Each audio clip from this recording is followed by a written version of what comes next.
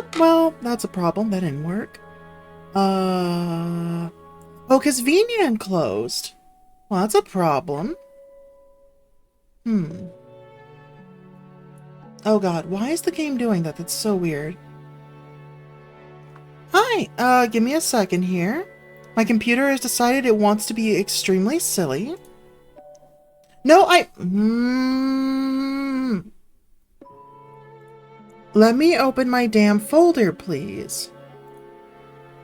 There we go. Jesus Christ.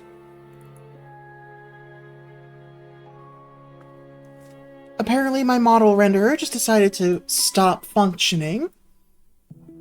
Oop, there we go. Okay.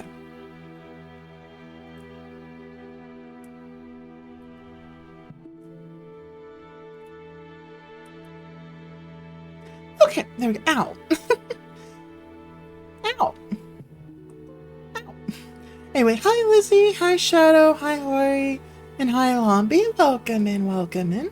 Ow. Oh, brother. Oh god, that's like in my mouth. The whole bottle. What the hell? Oh, let me also move the microphone a little bit of a better spot. There we go. Okay, reset that. Wonder if this is gonna break things in a bad way. We'll see. Okay, it still does wonky things. However, it could definitely be worse. I think it's still trying to full screen the game, which is its own problem, but ow! God! Yes, hi Lizzie as well. Hello, ow! Okay. Yeah, I think the game is still trying to force itself into full screen mode. 1 second. Oh. Thank you for the stretch reminder. You just noticed the... Yeah, it's a little slime. Alright, 1 second here. System configuration, borderless windowed, apply. Yes. Okay, there we go. Now it's not causing egregious issues. There we go. Now it's the way it's supposed to be. Alright, so let's see if this all works the way it should. Stop the music and swap. Good. Everything's good now. Right, I forgot I was looking at the market board for something. Oh, right, because of the dyeables. I need dye. I think it was oil brown. 4 pots. I'll take it. And then I also needed royal purple.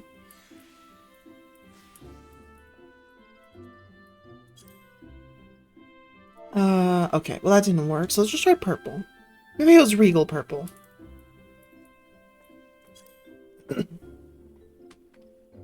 Yeah, regal purple. There we go. Okay, I can buy 2. 2 isn't a problem. There we go. Okay, I'm just glad that things are working a little bit better. Here, 1 second. Let me move you all a little closer to me. Shush. No. I mean, I guess I can't stop you if you tell me to put on a crown or something, but like, no. Oh, that emote is so cute! Shrimp buddy. Aww.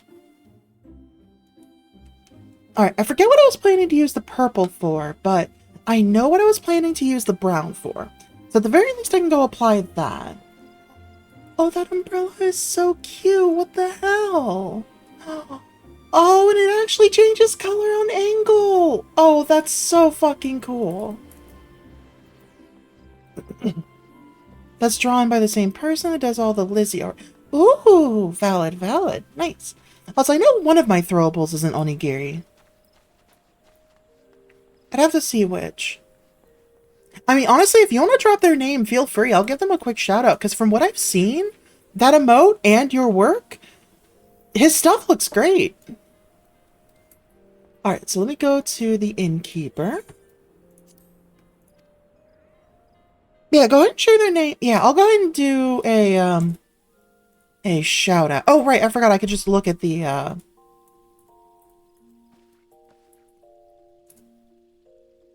that should work. Excuse me? Hello?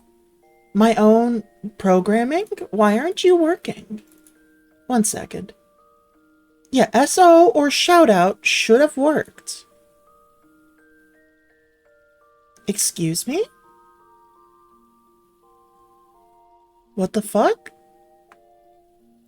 This is my own bot. Hold on. Hold on. I know the slash command works, but I'm trying to use the bot that I made, and it's not working. Okay, that works. Oh, I think I know what it is. 1 second. I need to edit the here, hold on. Wait, no. Oh, I need the @. That's what it was. Okay. Okay. I know what it is. I forgot I added that you add the @ symbol at the beginning. So there we go.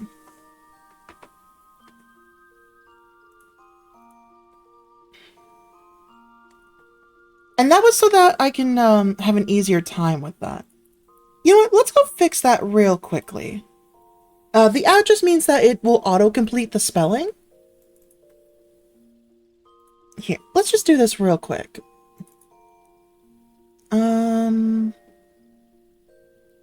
Let's see. String.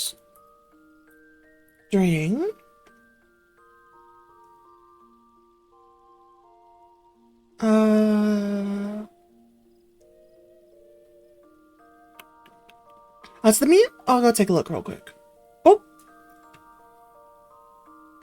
Oh, that one, yeah. That one I saw. Yeah. I don't care about Twitter popping up. That's not a problem. Let's see. Set string variable set. I could do letters and digits only.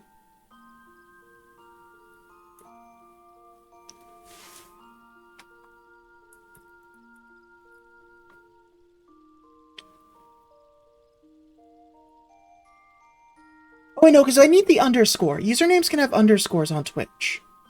If I remember correctly, right? I think you can have underscore names. So that won't work. Okay, never mind. Let's see. String.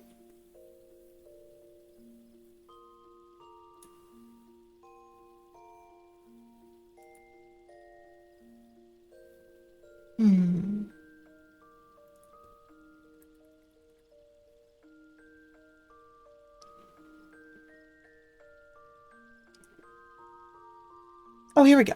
This should work. Save name as name. Replace @ with nothing.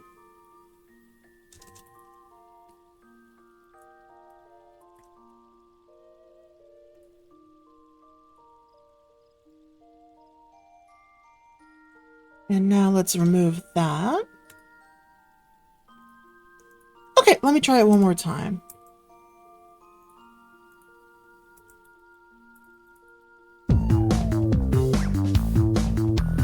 Okay.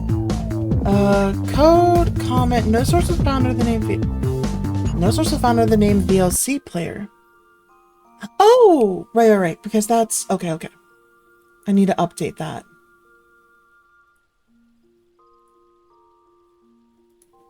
Source name, song, VLC music. Song, VLC music. There we go. So now it's going to properly mute the music. Okay, where was I?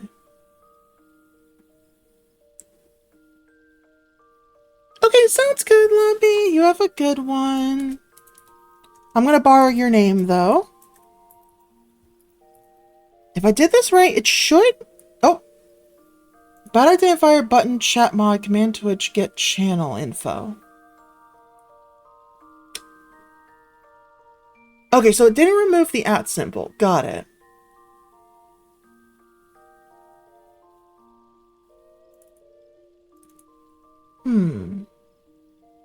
I didn't get to do a work along yesterday, so it is what it is, you know?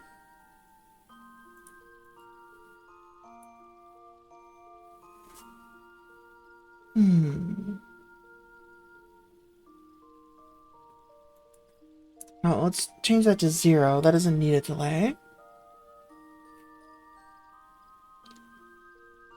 Oh, maybe if I do that with that. Maybe that'll work.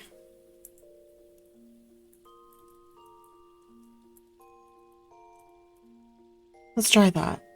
There we go. Okay, that worked. And now, let's cut that off the front. There we go. Now both versions work. It doesn't matter if you do the @ tag or not. It will go ahead and use that. Awesome. Just a little bit of stream dev. Just a touch of it, you know? Just a flavoring. Also, Lombi's really cool. Check them out. Alright, now where was I? Right, so I need to do some dyeing. We're working on this this outfit first. Jesus. And we're dyeing the outfit pieces. First, this one. Dye number 2 needs to be full brown. There we go. And then on the pants, dye number 2, full brown. There we go. Now all the metals are properly coordinating. So there we go. Good. Now what did I want to use that purple on? Because I have a purple, but I don't remember what I was trying to use it for. I don't think it was the jacket. Or was it maybe shoes of some kind? I'm not sure. Oh, these pants! I think that might have been it. So let's dye the pants. No, that's not what I was going for, but that's not bad. Oh, these! These are the ones. Okay. There we go. We're still going to have to do the shoes at some point, but that's definitely better.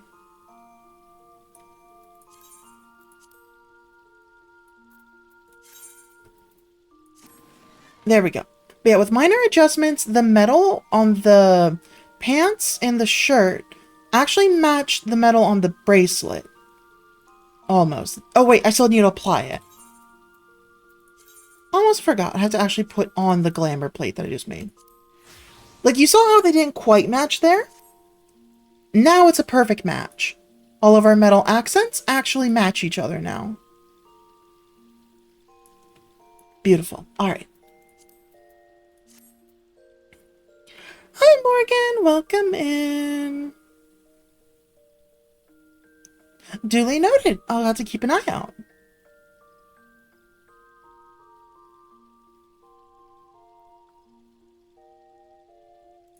In fact, I will open their channel, give them a quick follow.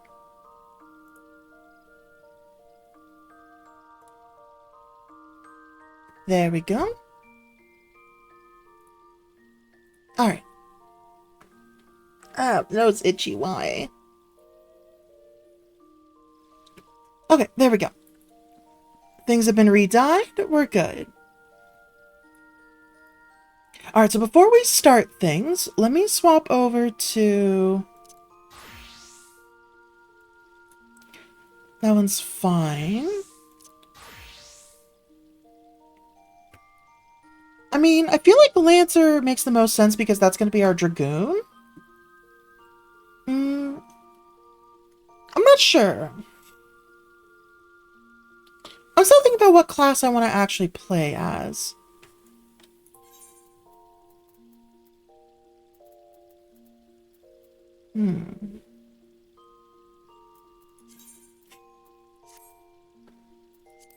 There we go, new gear.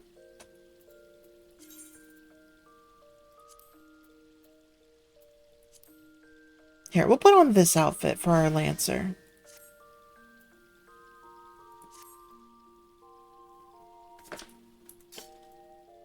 Nice.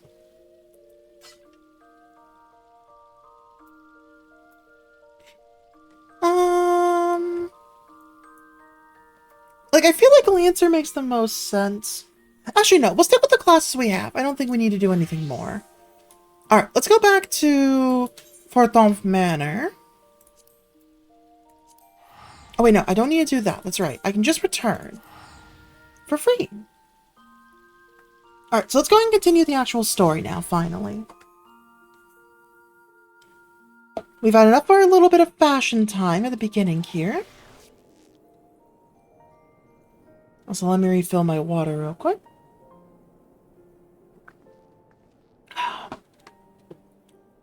Okay. And now, Aethernet. The last vigil.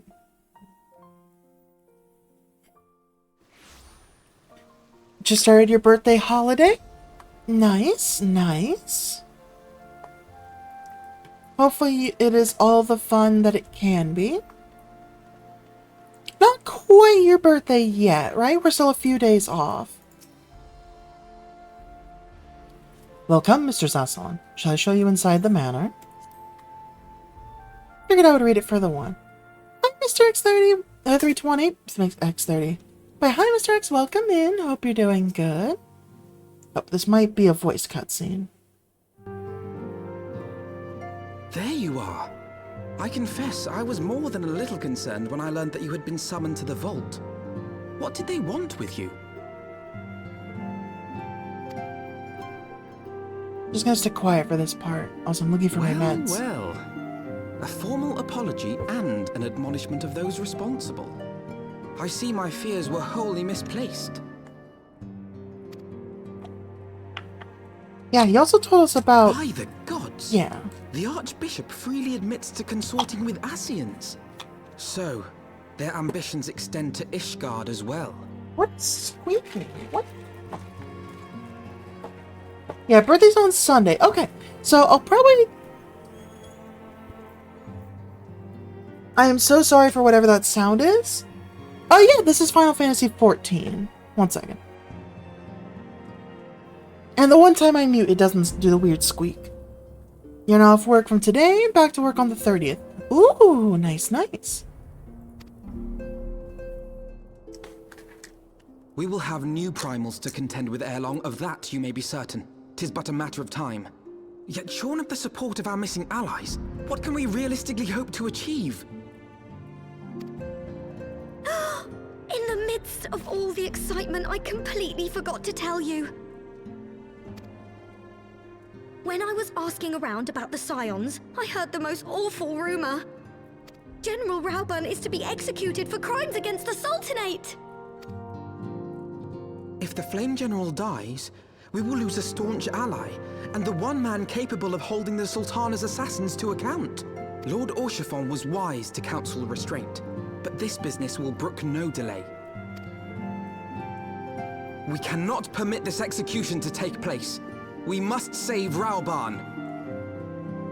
Yep, definitely for sure. After everything he's done for us, absolutely.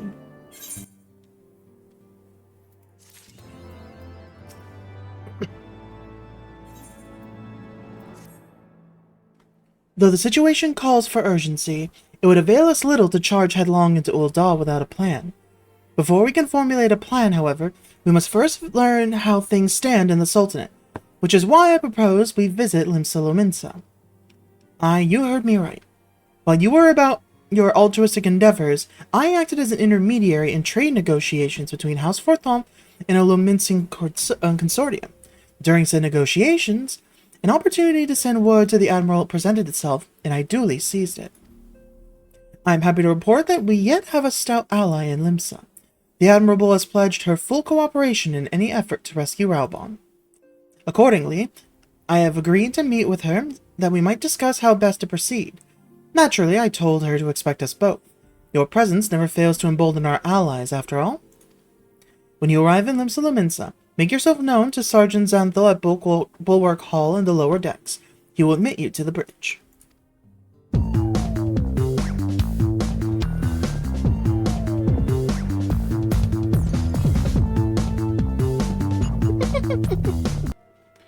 Alright.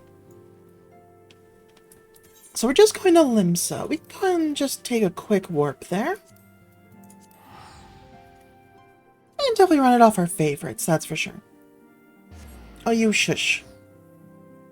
You shush that. Ooh, I should consider if I want to do some ocean fishing. I haven't shown off the ocean fishing yet. It's really fun. And if we're in Limsa, now is a good time for it.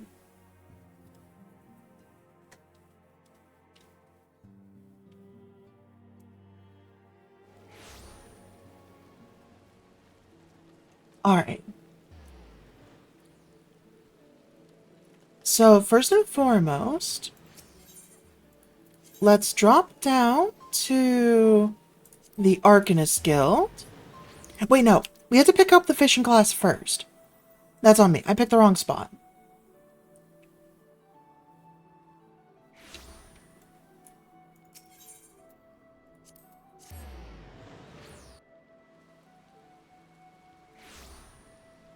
Alright.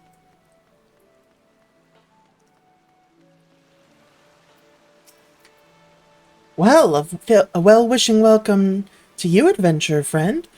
You've worked your way to Fisherman's Bottom. When you want to fish for just a day, you can call a culinarian, but we fishermen feast for life. I've set the bait. You think you're ready to bite? Hooray, hooray! Looks like we've got a live one. Let me walk you through the life of a fisherman in Limsa. Since we're surrounded by the seas, the fishing sites are a fisherman's delight. If you can't fish it here, you can't fish it anywhere. Outfit swap? Sounds good. There we go. While some of us rope our fish in with rods and reels, others skim the seabed with nets for creepy crawly critters. You might say we cast a wide net. People prattle about our pullers in just about everywhere in Limsa. And there's much and more I haven't mentioned. We shepherd the ships, preside over the ports, manage the mongers, all while making sure not to lead any adventurers out to sea. I'll wager you prefer to work alone, so we'll start you off with the rod and reel. Now, you may not necessarily net the numbers net fishing yields, but pole fishing positively pulls prettier prizes. And that's the long and short of it. When you're ready for another bite of bait, I'll reel you in before the guildmaster. I'd hate to hear you'd had a change of heart. You haven't, had you? Truly spoken like a true bespoke fisherwoman. Well then, it's time you met the guildmaster. Ooh, mixed opinions on Subway. I wish they kept with their original pricing or closer to it. But I have my favorite sandwich from there for sure. Anyway, but unfortunately, and somewhat ironically, our nefarious netmaster is out fishing at the moment. This moment and every moment, that is. So Sisyphus tends to tend to tasks that require tending to, such as decided whether you'll sink or swim with our guild. Sisyphus presiding over those pools whenever you decidedly decide to say hello. She might seem somewhat standoffish, but she's only keeping an eye out for sharks. Be yourself and you have nothing to worry about.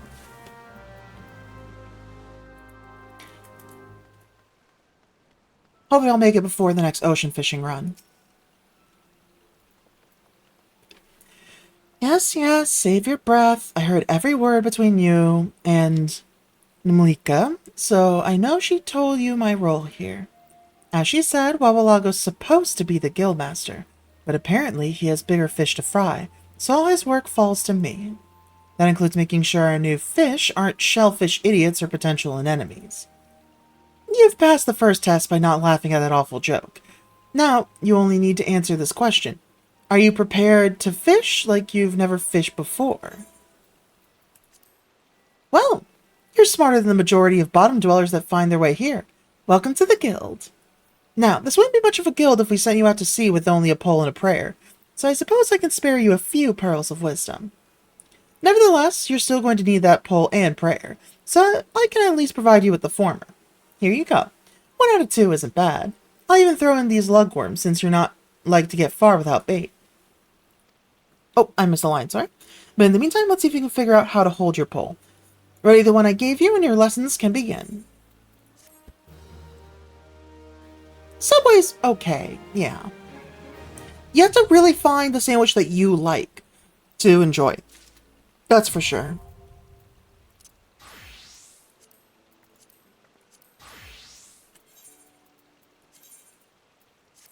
Oh god, hold on. Okay. I don't have clothes that I can wear.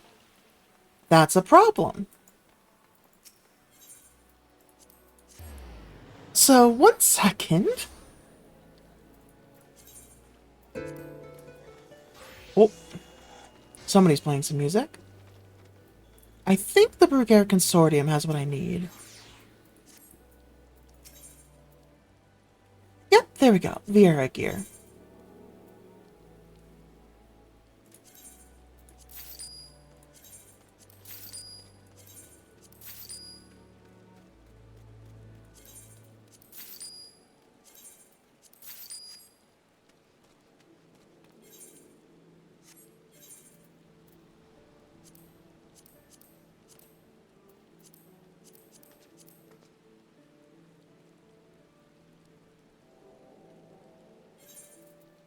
Alright, so that's the classic gear.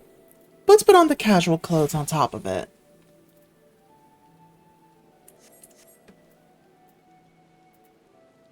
Oh, I accidentally bought those. That's fine. Not the end of the world. Alright, so now...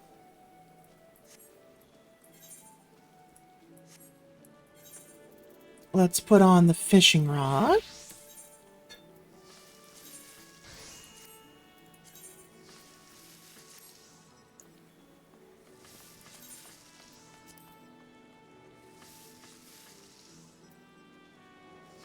Alright, we'll move that up one. And we're not using Black Mage and Pugilist for now. So I'm just gonna take these all off. So I'll have Carpenter, Botanist, and Fisher. There we go, better.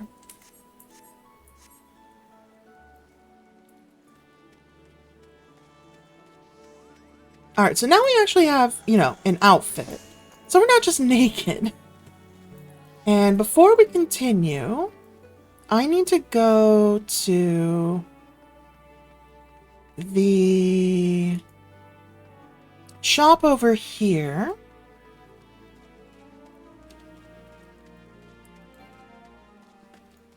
Oh, wrong thing. That's fair. Also, egg. And egg. Alright, I would like to purchase items. Specifically, I would like... where is it?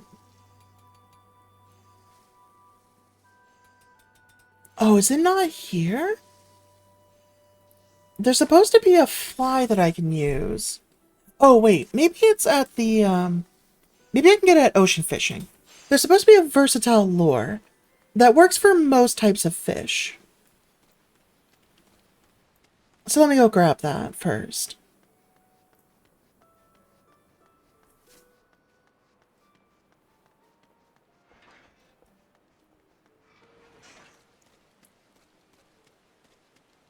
There we go. Merchant and Mender.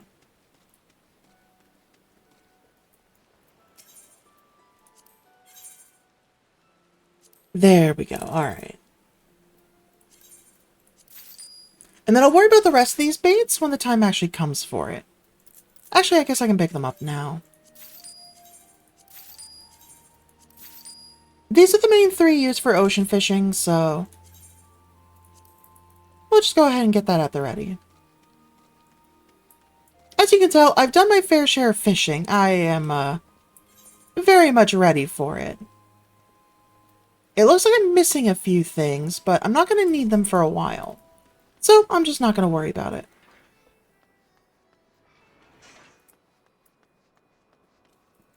Alright, let's go ahead and make our way back over to the Fisherman's Guild.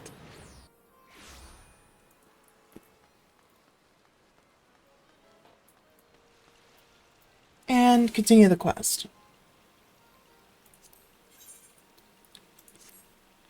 You're looking quite formidable. Let's hope you don't scare away all the fish. Now, the first rule of fishing is to hold on to your rod. Take care of your rod, and your rod will take care of you. Let me know if I'm going too fast for you. Since you're new here, we're going to start small, and they don't come much smaller than anchovies. You'll find schools of anchovies swimming around outside in Galadian Bay, so you can catch your meager supper without even walking 10 yalms. Anchovies are hardly the most cunning fish in the sea, making them an ideal first assignment. Simply bait a hook with some of those lugworms I gave you, dip it in the water, and the fish will practically catch themselves.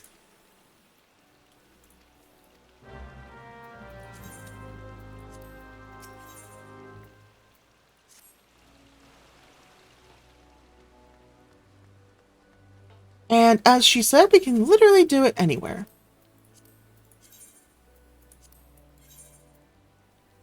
Yeah, we're using lugworms, I think, here.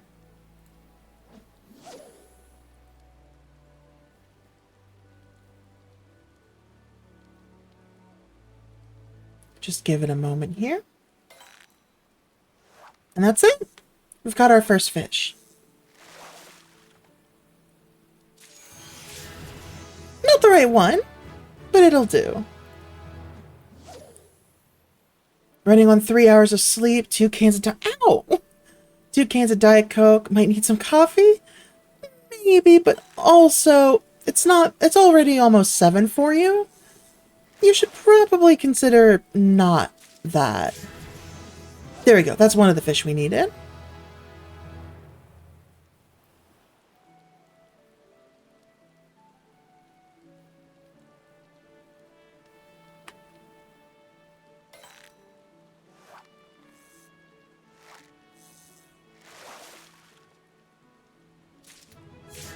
Oh my god. Because we keep catching a new fish, it keeps being like, whoa, experience bonus.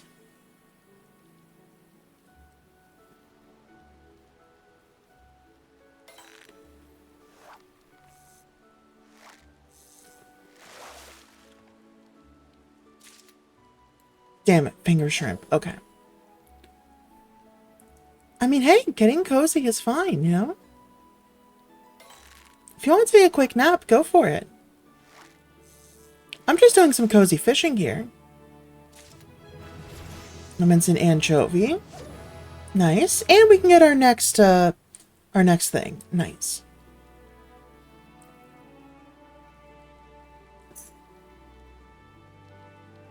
Ooh, and we can chum as well. That'll make things a bit faster.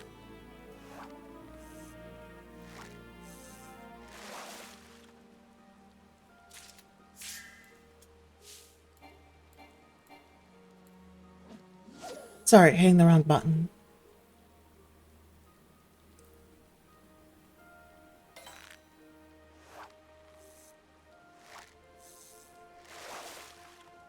Alright, there we go.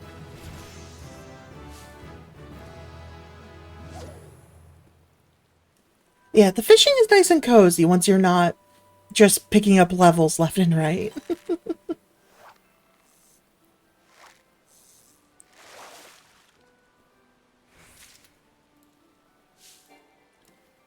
Wrong button. There we go.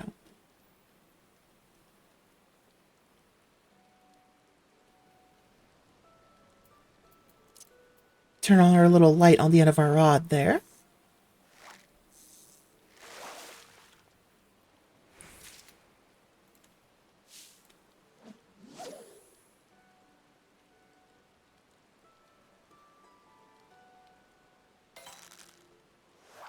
There we go. Nice. I should probably put on some music while I'm fishing, but that's fine. We've already gotten almost all the fish we needed.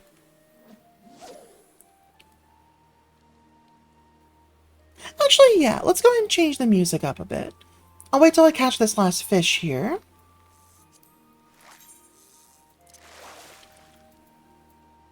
Let's turn off the oh, I know. There we go.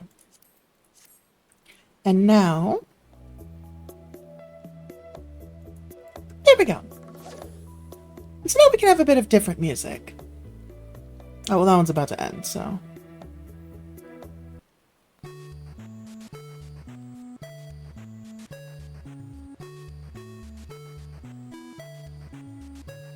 Just one more anchovy and we'll be done here. There we go.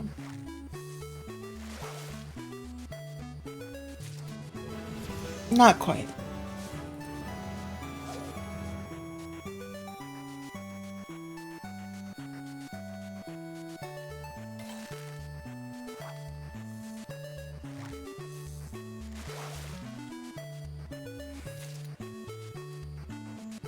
There we go. A little bit of that front view.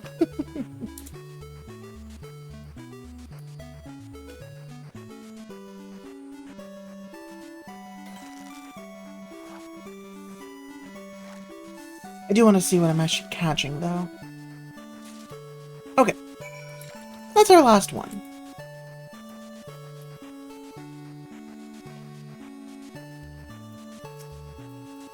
Anchovies swim off every shore of Limsa, so if you can bring them back from anywhere you like, as long as it's not the fishmongers.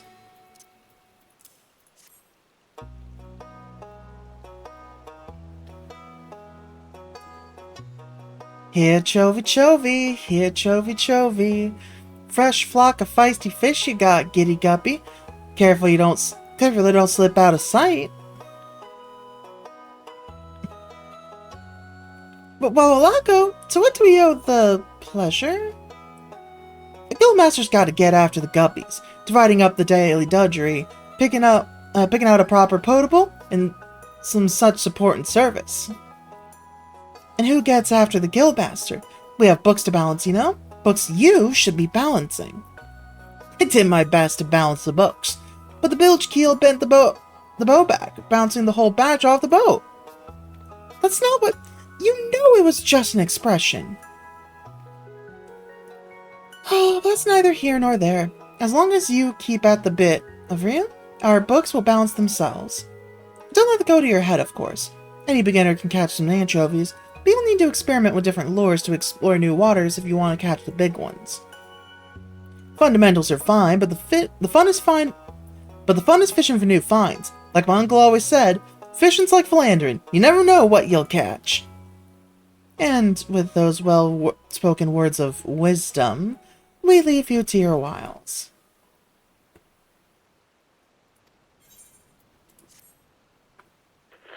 Alright, quest complete.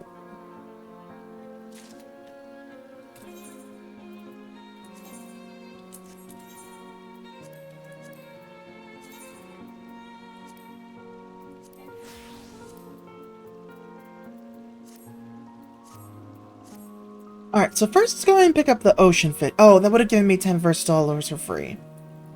Pooh, okay. Well, if it ain't up for real. You may have just taken up your rod, but anyone can see you've got a keen eye of a fisherman. And I reckon you're looking to make that eye keener still. Bigger fish, more exotic locales. Ah, that's what we all seek, ain't it? And it just so happens I could tell you how to find them. You see, the Fisherman's Guild has just finished constructing a vast boat equipped for voyages on the high seas. As far as I know, Captain Forzagel is still looking for a band of fishermen adventurous enough to brave the deepest fishing hole of them all. If you think you've got the stones for it, I'm sure he'll be glad to take you on. Alright, let's go pick that up then. Because that might be as soon as in 10 minutes.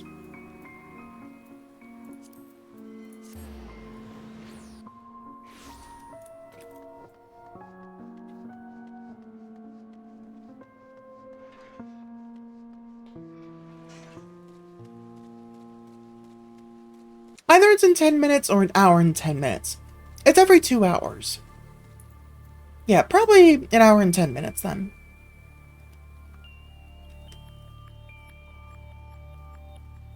Because usually you'll get a crowd here.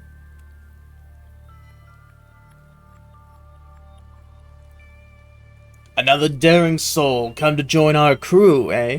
Then let me be the first to welcome you to the endeavor. Now, this ain't your regular fishing boat. We sail it where we please, holding only the course of the wind provides to us. Aye, that's the only way we can see the unseen and know the unknown. Captain Forzagel, if I may, the Endeavor is the Guild's only ship of this magnitude, and if we, as you say, sail only where the wind pleases to take us, we may not ever return to this port. The Guild may not look favorably upon such liberal use of its property.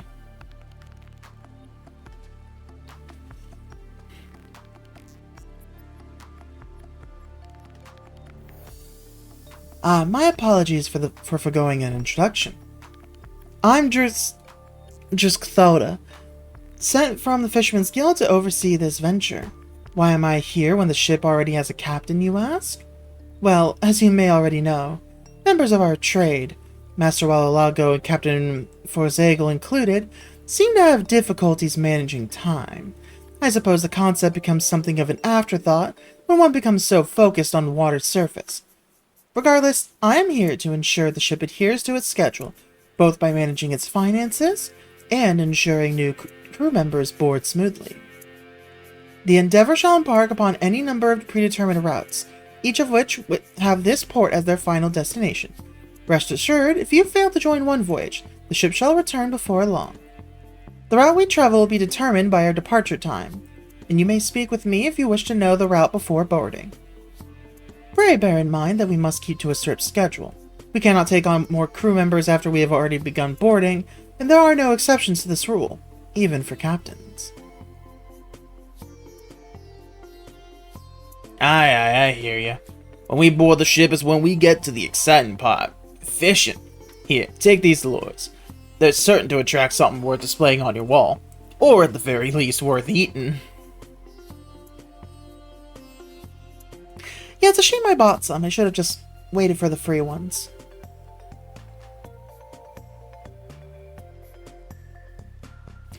Should be enough to last for one voyage at least. If you're looking for other kinds of bait, you could buy it here on the docks or on the ship.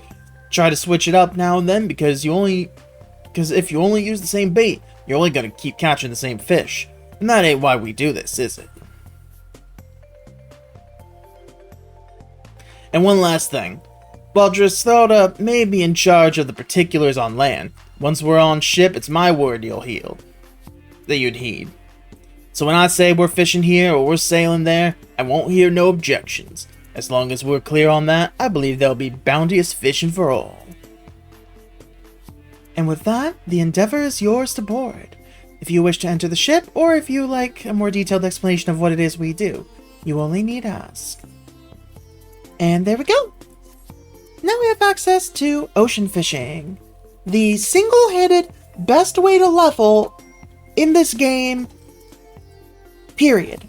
There is no exception, just that ocean fishing is only for leveling your fishing. And it is literally just the single-hand best way to level your fishing. Recruitment starts in 6 minutes. Perfect.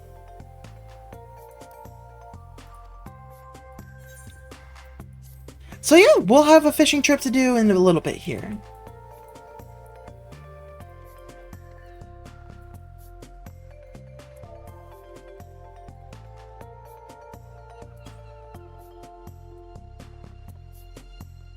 So now we wait.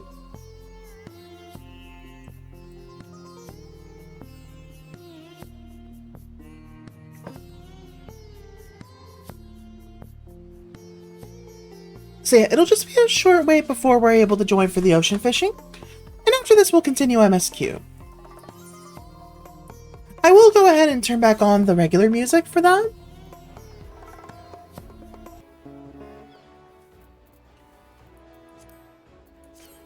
Because it is some pretty good music once we get around to it.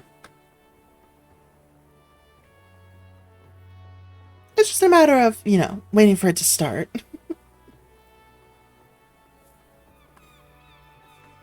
Let's see. I'm trying to think if there's anything else I was going to do or such while we're waiting, but I think we're pretty good right now.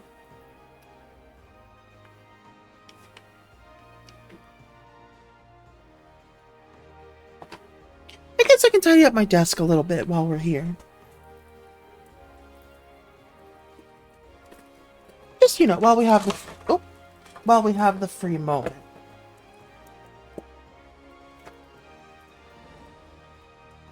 That's probably not gonna fit very well. That is trash.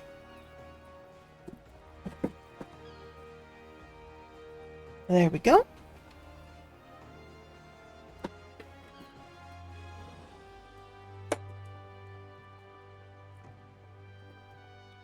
Okay, about 3 or 4 more minutes before we can board.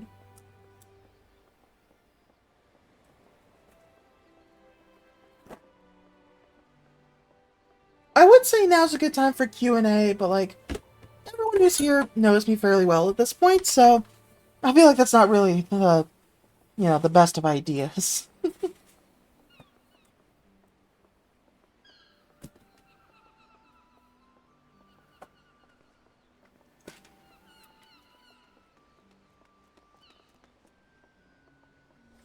There we go. That's something I've been needing to do for a bit.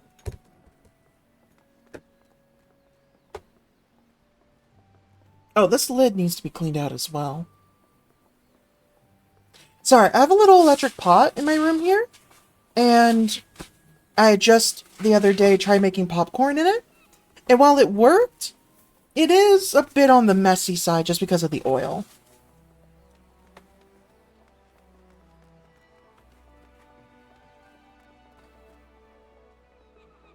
So just gonna do a little bit of cleanup here.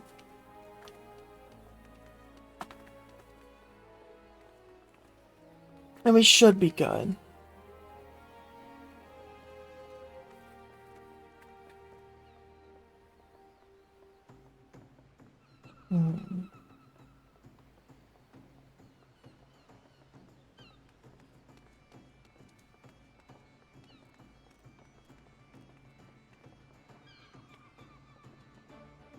Tomorrow's also kind of the big cleaning day for the house, so I need to make sure to get what I can done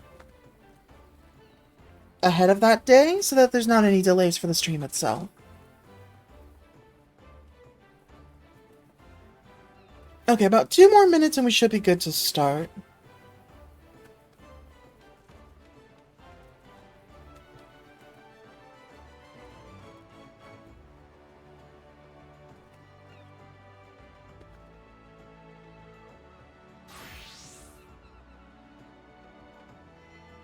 There we go. That's good.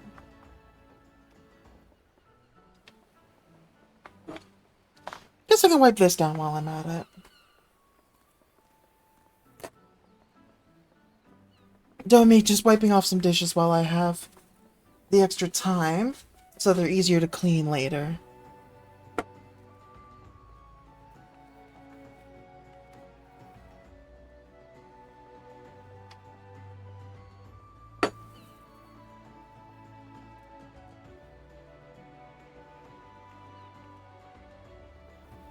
Let's see. Okay, this should be the last one and then we'll be good to board.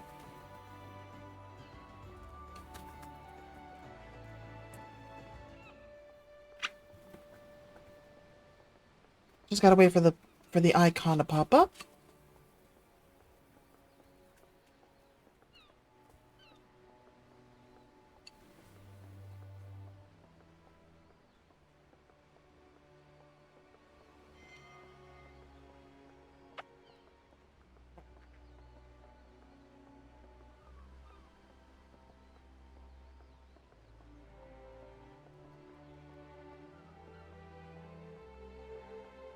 Okay, I might have been a minute early. That's fine. The hour's about to strike.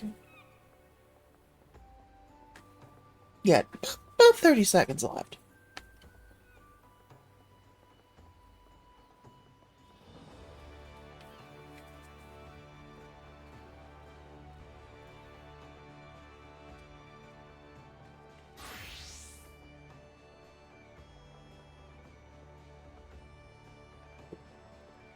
There we go. Alright.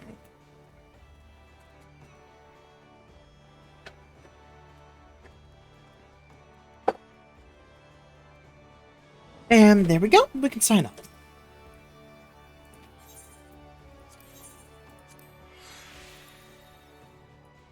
And really quickly, I need to get my fishing guide up.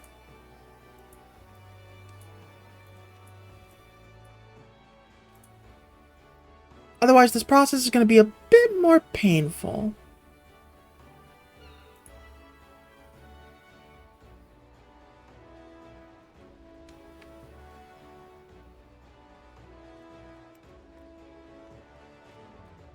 Okay, so we are going krill for the first stop. Got it.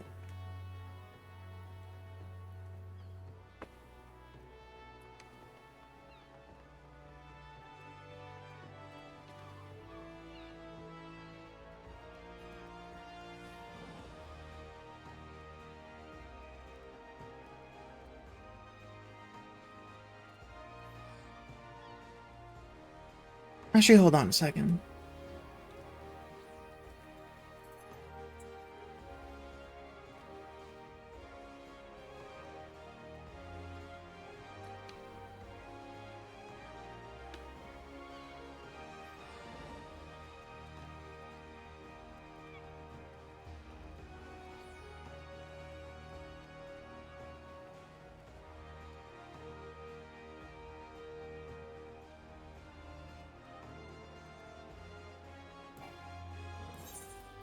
Alright, so we're starting with krill.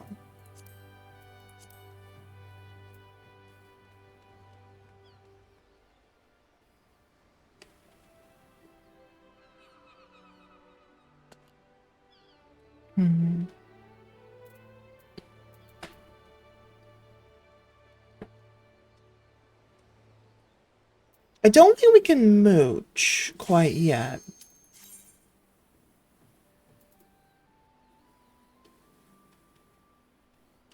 Yeah, that's level 25.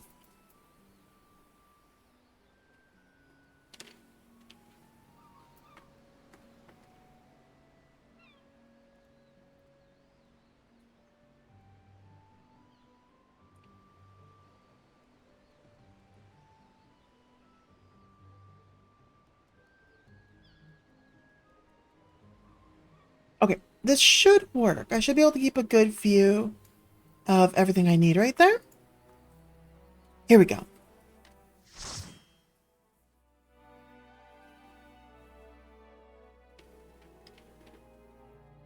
Enter your lurk, Morgan.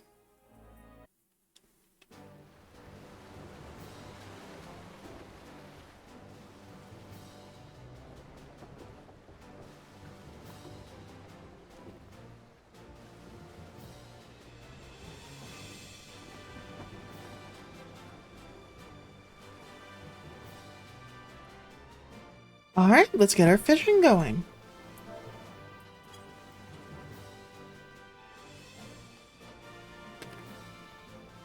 I think my lucky spot is back here.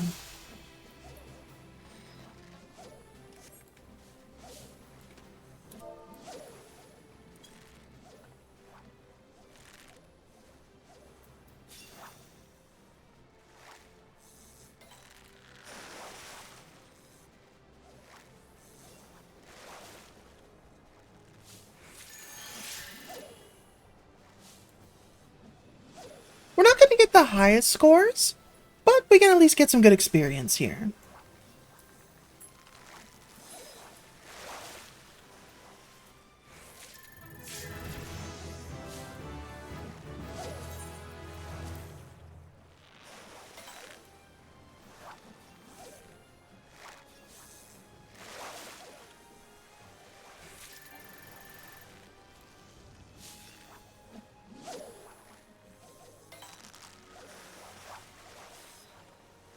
Hopefully we get a spectral rift, we'll see.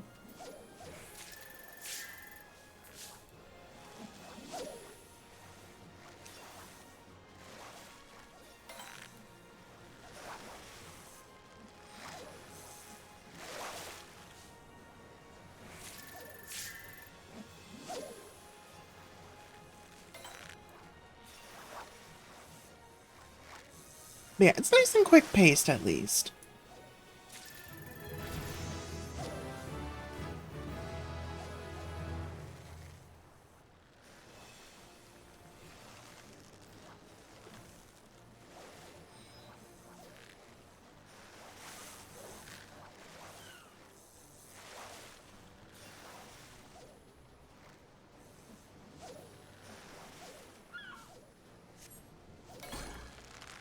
Oh, okay, we may have gotten the spectral discus.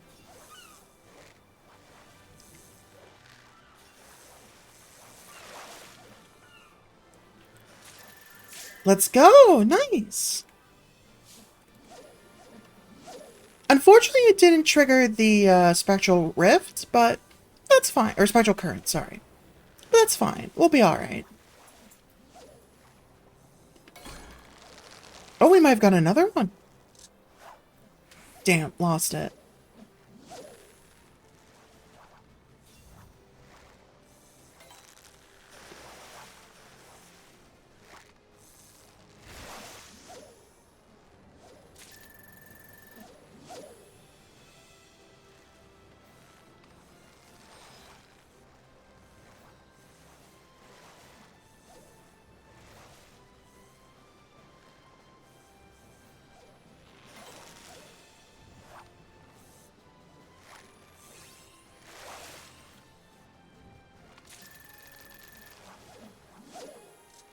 Alright, we still have plenty of fishing to do in this location, so we should be fine.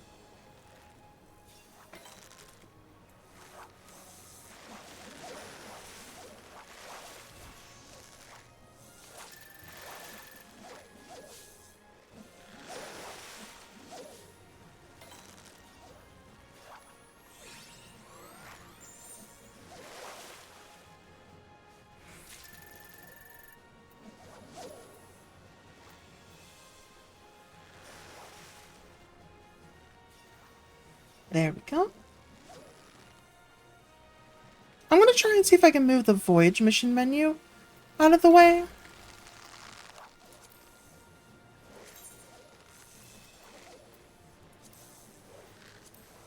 There we go.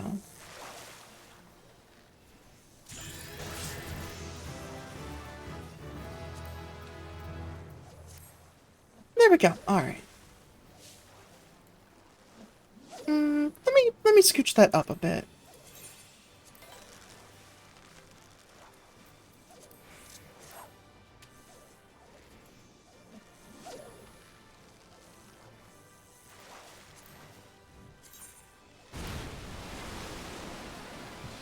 There we go. Somebody got it.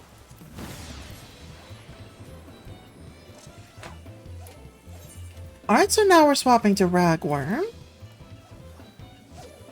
Welcome to the Spectral Current, where the biting goes fast, and the fish value is up really high as well.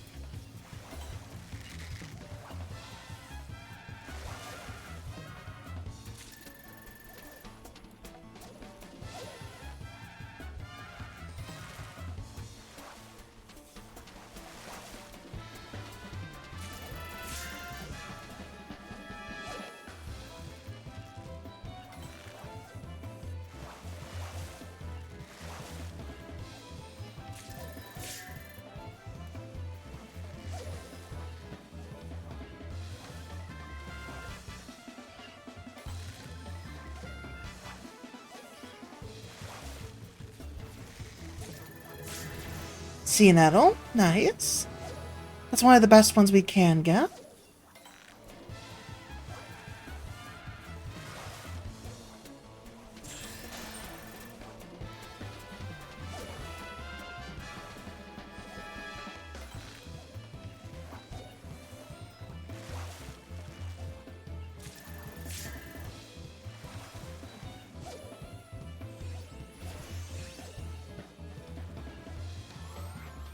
Ooh, nope, okay.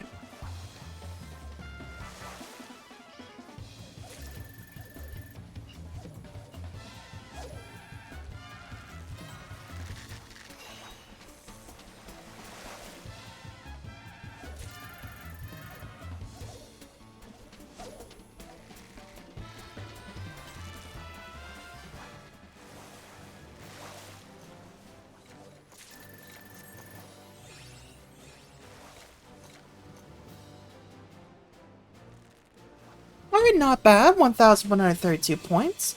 I'll take it. That's pretty good.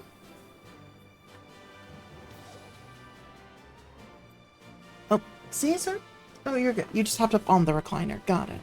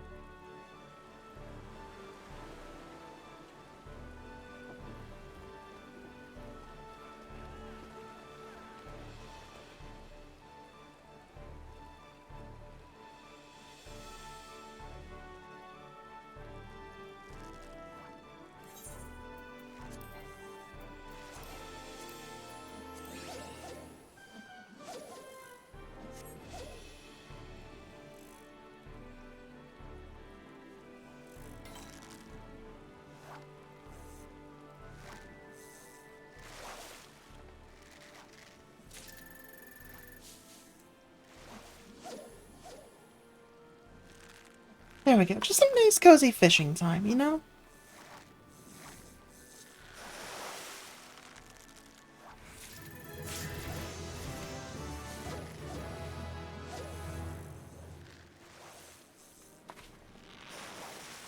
But yeah, remember how we came in here at like level 7? We're already level 12, so, you know, I would say things are going pretty well.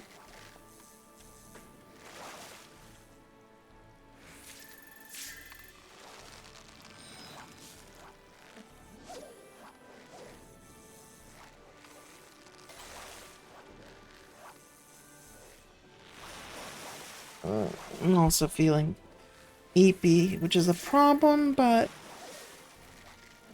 hopefully I can resist it.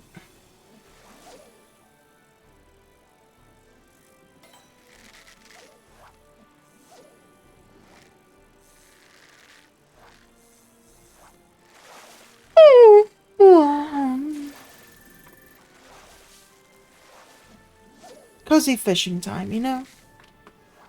It does things to you.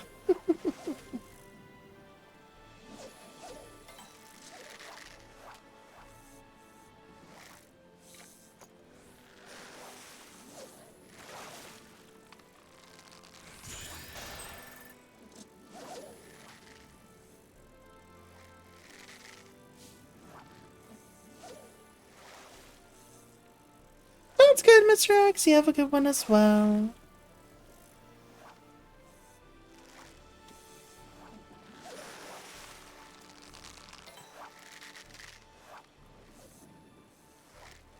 It looks like we're pretty on par to get the voyage missions. We'll see if it maintains.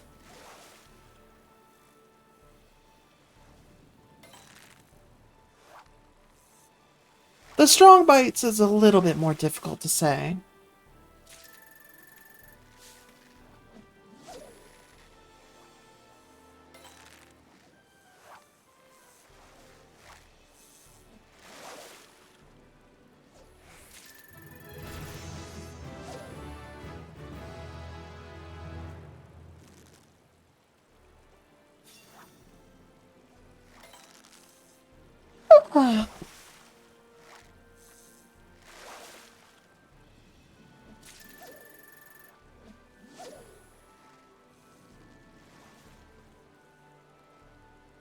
For collection purposes, it'd be nice to get the Spectral Megalodon, but we'll see how things pan out.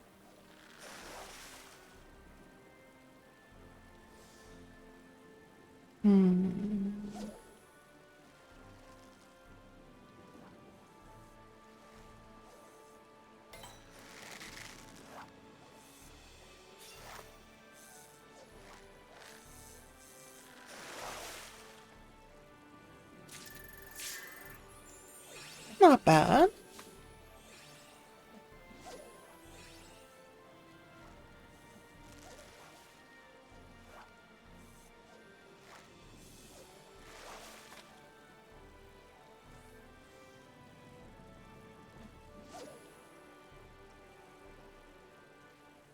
Ah.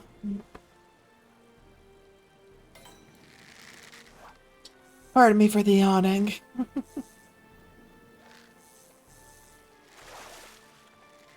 I don't know why I'm getting so cozy right now.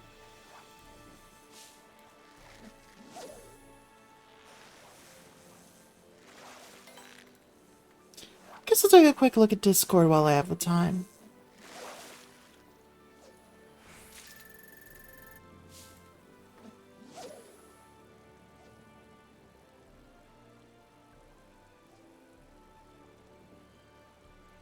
Okay, seems like I didn't miss anything too significant.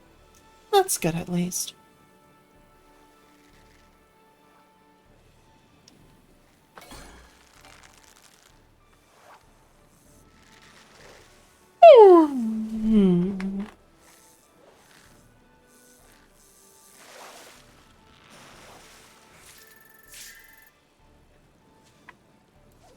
Okay, shark, not bad. It's not the Spectral Megalodon, but I think we're a little bit too late for that, unfortunately.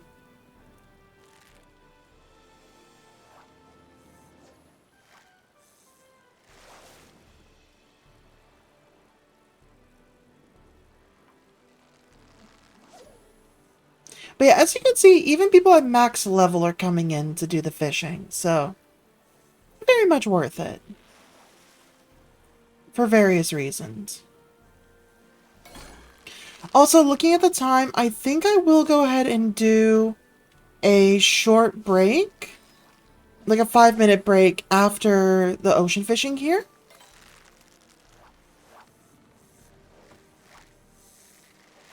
Just to take an opportunity to go to the restroom, stretch a bit, get the blood flowing. That kind of stuff, you know? Ooh, we might get the drunk fish here. Just maybe. We'll see. We might get lucky. We have the right bait already. Nope, wrong one. Yeah, I don't think we have enough time, because, yep, there's 30 seconds. Yep, okay. Alright, next is going to be ragworm. But can't trigger it just yet. We'll do it in the next zone.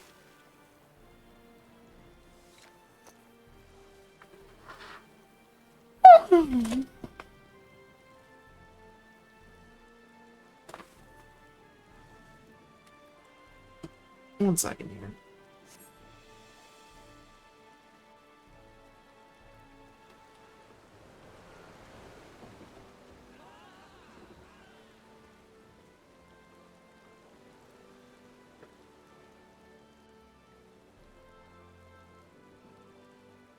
Sorry, just adjusting the fan a little bit.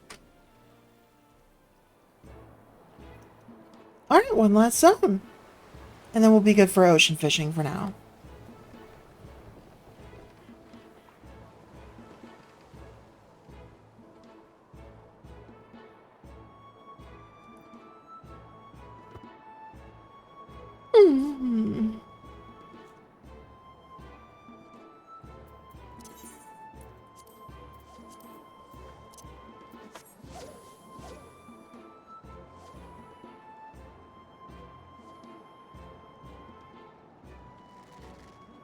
Oh, krill for crab. Okay.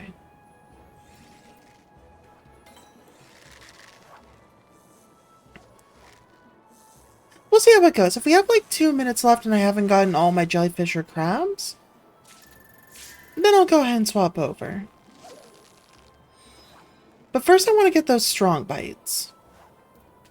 Here, let me go ahead and take a look at the detail listings. Let's see, Mega Squid, Ocean Stone, Murthor Lobster, not Murthor Lobster, Net Crawler.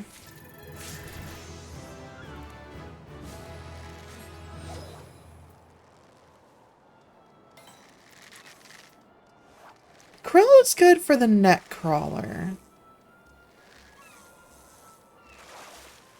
But it looks like the Plump Worm is best for the general mission.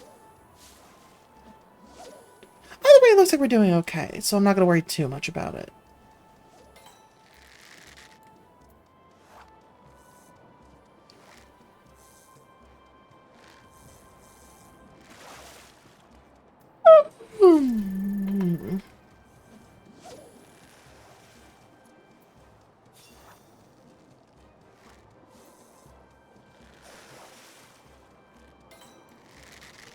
Yeah, we're getting pretty good luck here. We should be able to finish our voyage missions and get our extra % bonus.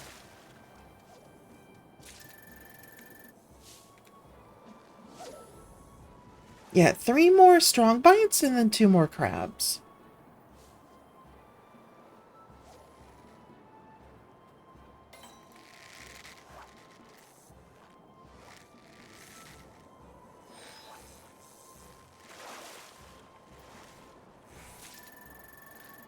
There we go. 1 more crab and 2 more strong bites.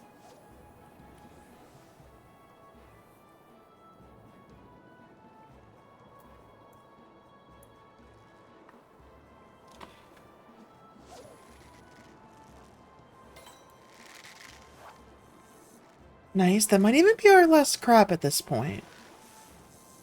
We'll see what it is. Not quite.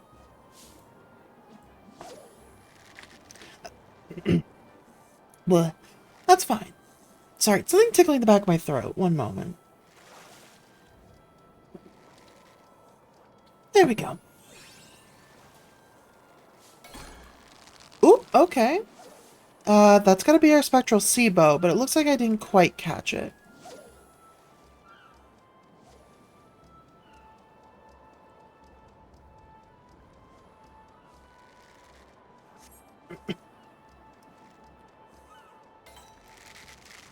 Fingers crossed it's the crab. If it's not the neck crawler, then I'll swap over to the krill. Okay. Oh, okay. Okay, this can still get us the hammer claw. If we're lucky. Nope, okay.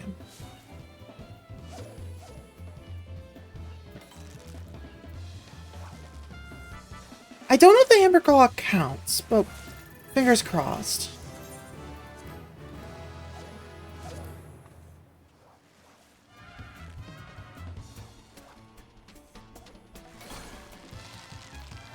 Oh, that's the Gugrosaurus. Okay.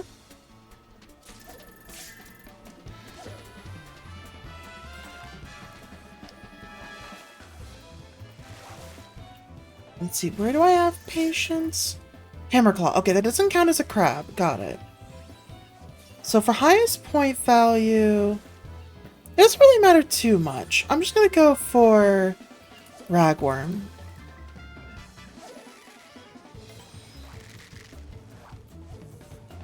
That's gonna be the Cocostosis. Oh, oops. Let's see, I'm gonna need to swap to Krill for the neck crawler.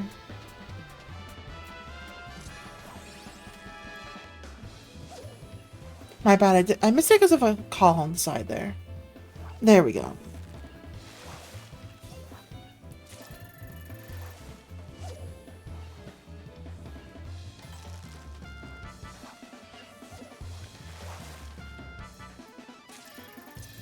Alright, let me swap over to the Krill just so that I'm ready.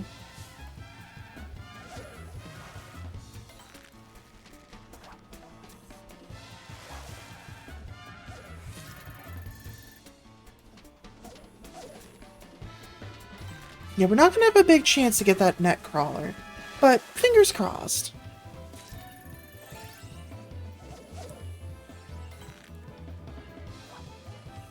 At the very least, we're getting a good amount of points for this.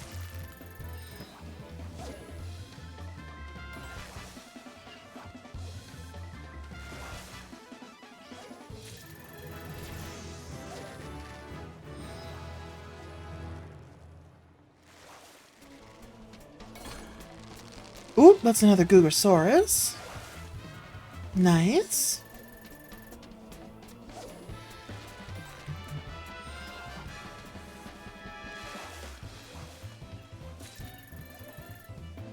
Oh god damn it, we have 10 seconds left. Yeah, I don't think I'm getting that last crab. That's really unfortunate.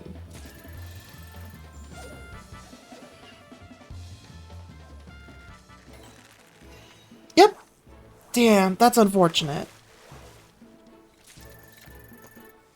Overall, not bad for our point total. Especially considering that we don't have a lot of our advanced abilities. So, I'll take it. That definitely could have gone a lot worse.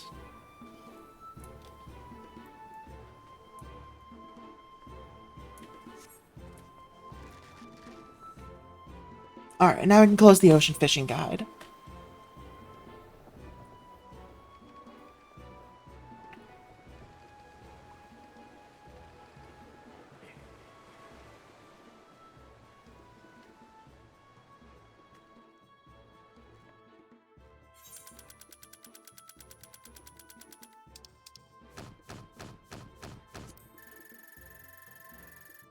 I will take a 4,000. And I'm probably near the bottom of the list, point-wise, yeah. That's fine by me.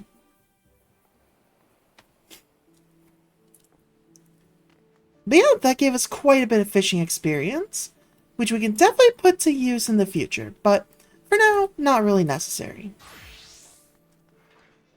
We have our own business to take care of for now. By which I mean, let's go back to the plaza.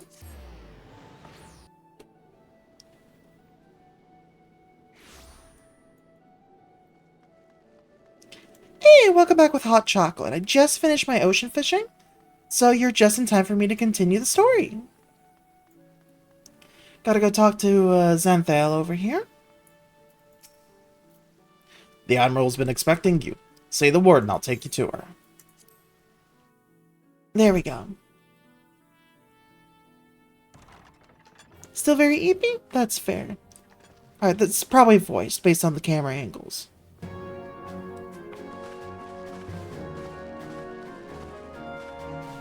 Friends, 'tis good to see you safe and well. I will admit I had not counted on you seeking, let alone finding refuge within the Holy See, but full glad was I to learn that you had. Thankfully, we had allies there who took us under their wing.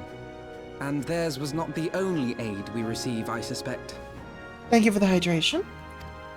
When we fled Uldar, we fully expected to become wanted men, known to all and hounded at every turn.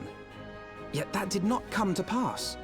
On the contrary, 'twould seem the charges against us have not been made public. Might we have you to thank for that, Admiral? Sharp as ever, Master Alphino. On Marshal Terrapin's urging, the Elder Seed Seer and I demanded that the Syndicate suppress news of the Scion's alleged crimes until such time as irrefutable evidence could be found. Our argument was simple. Lacking proof, to accuse the saviors of the realm of so unlikely a crime would have the people up in arms. In their wisdom, the Syndicate agreed, as you yourself have seen. There is something you should know. Some few days prior to the banquet, the Elder Seedseer and I were summoned for a private audience with the Sultana. Don't mind me, I'm just grabbing some pretzels on the side here. There, she revealed her intent to announce her abdication, that she might pave the way for the establishment of an Uldan Republic. What? But such an announcement would have plunged the entire nation into chaos. She was well aware of that. 'Twas for fear of what might ensue that she summoned us.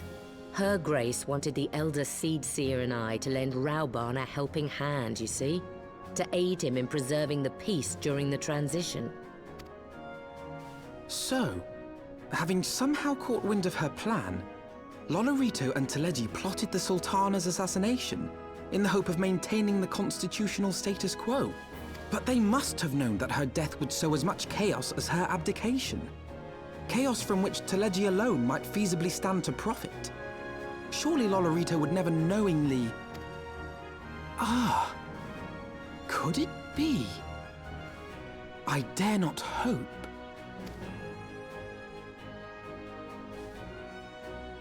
The Uldan authorities have yet to announce the Sultana's passing.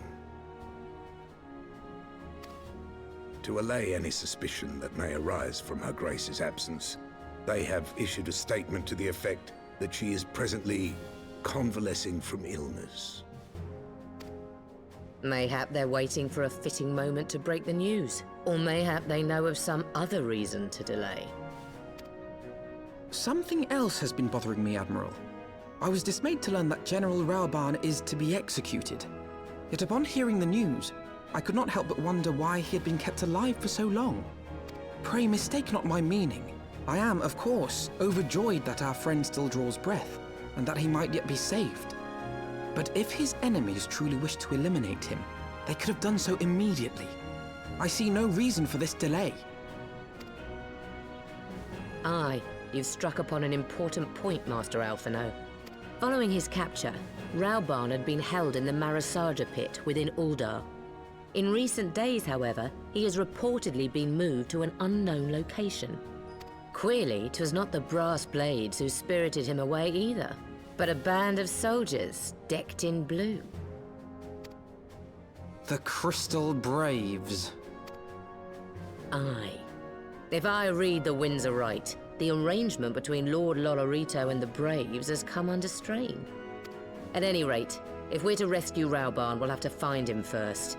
And you'll be glad to hear that I have already entrusted the task to those best able to see it done. Our friends of Doma.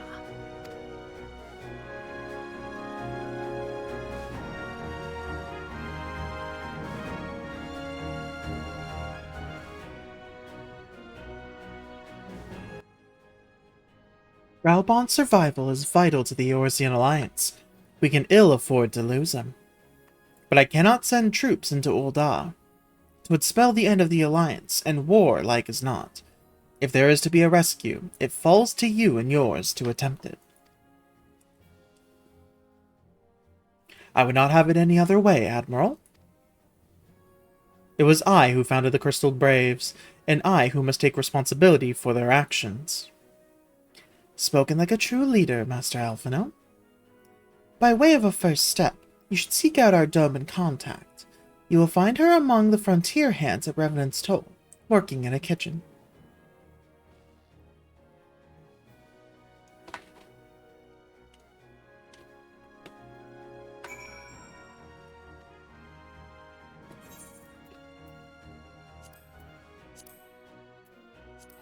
Alright, let's go.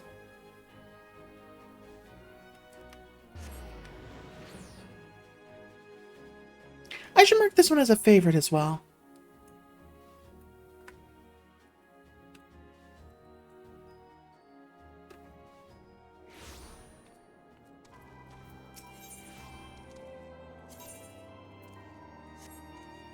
Never mind, we're short on the list.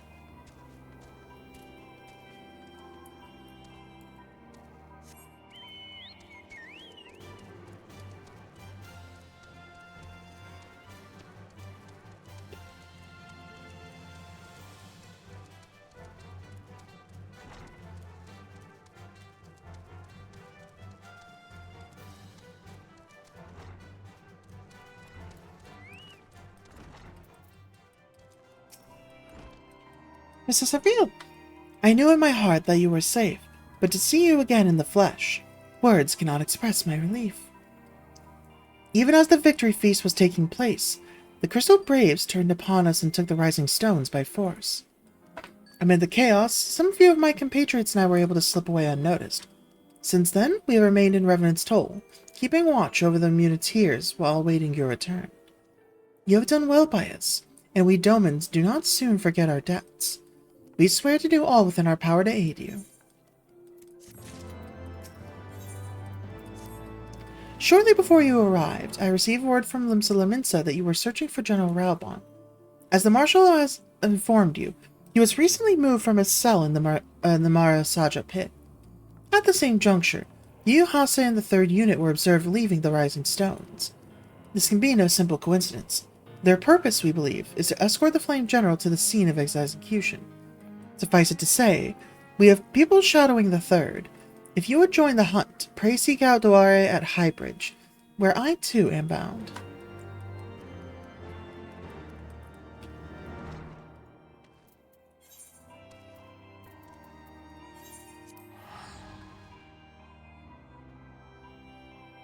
Alright, let's just go ahead and jump straight over there.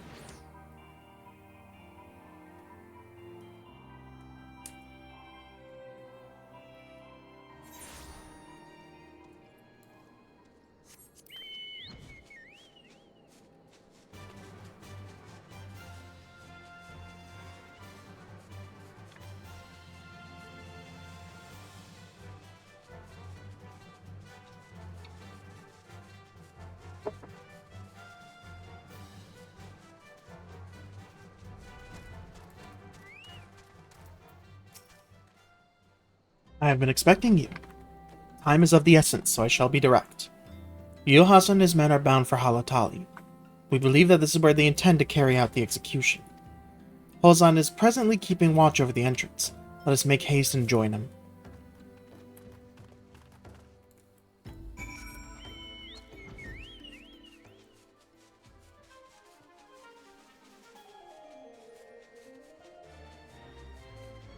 It's definitely less annoying now that we can fly.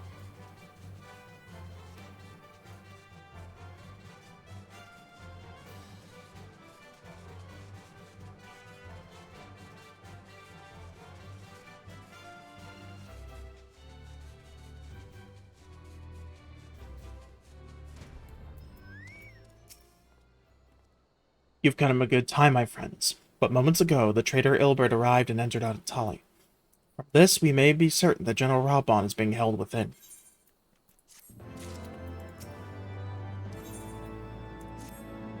There is no time to lose. General Alden may be executed at any moment. You must enter Halatali and free him from his captors. Please see to your own preparations and tell me when you are ready to proceed. One of our own will accompany you inside.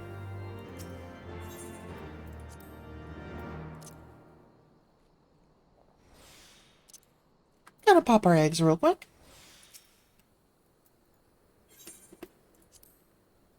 Alright, let's go.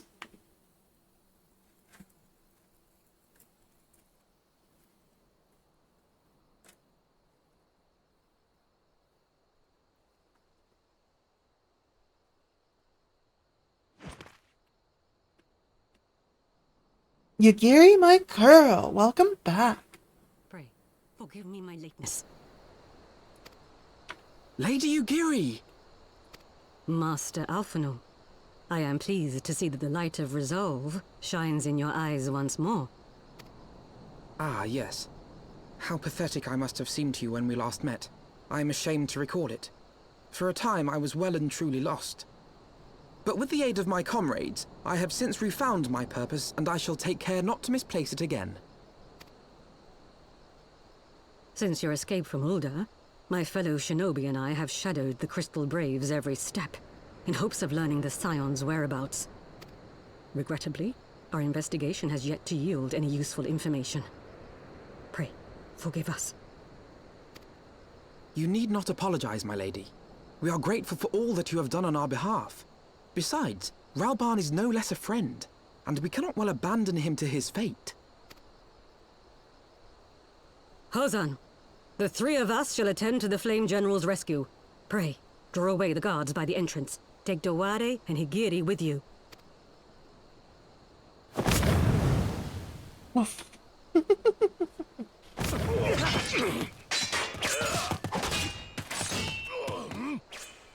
With me! Yeah, he's just a child. An Elysian child, but a child nonetheless, so he is tall.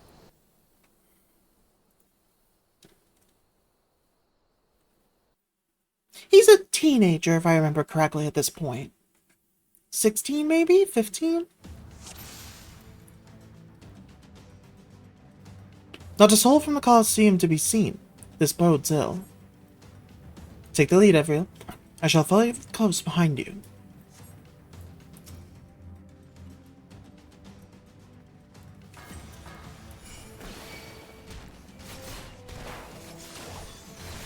I'm really tall because I'm a Viera.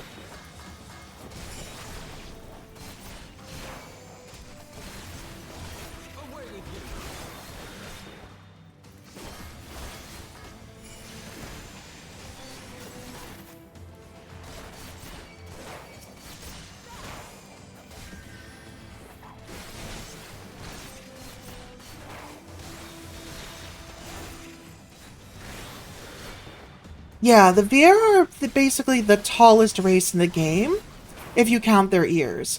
Without their ears, they're a little bit shorter than Elysian. But they're one of the tallest by far, especially the females.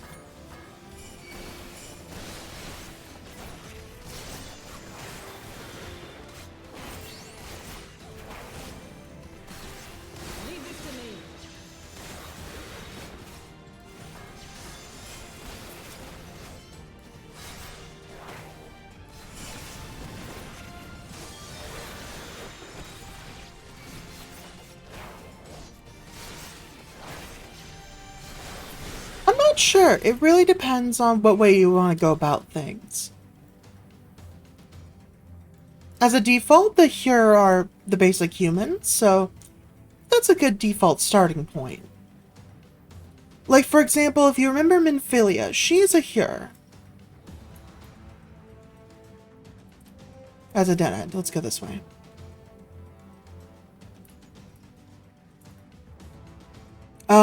What's his name?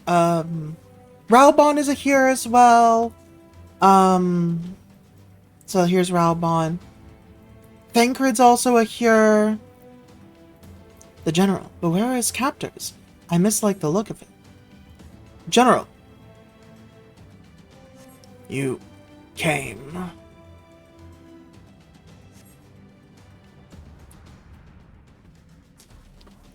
Yugiri, on the other hand, is an aura.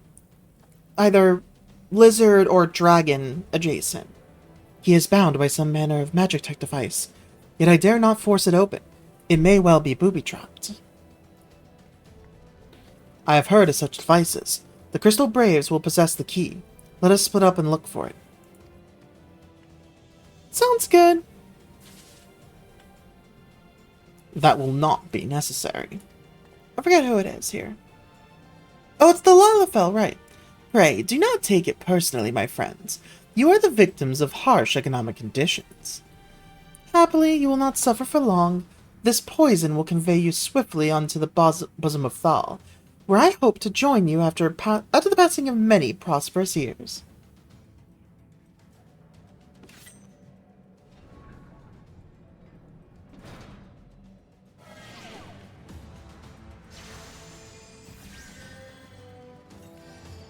Farewell, friends. Oh, and do try to relax. You tell me struggling only makes it worse. Confound it. The mist stifles my healing. Leave me. Save yourselves. We cannot let them escape. Avril, let's open the gate.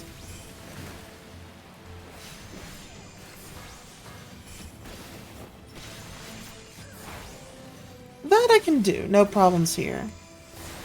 Beasts? The mist must be drawing them in.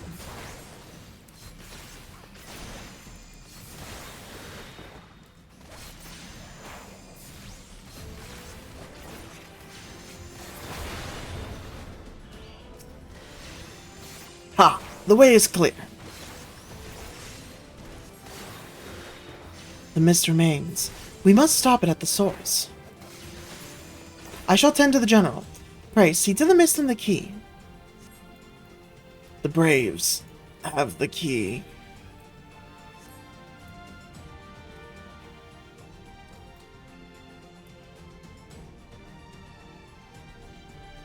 Okay, so no one down there. Let's do a quick sprint to save us some time.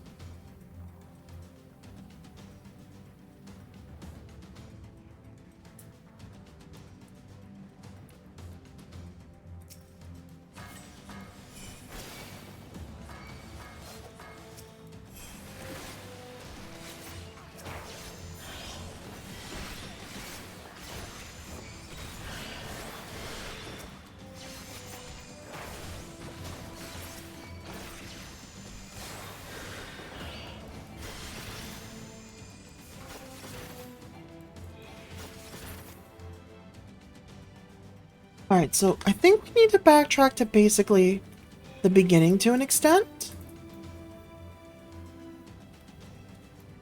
Yeah, Rabel's vitality is slowly dipping down. Yeah, there's the gas production. So let's take care of that first.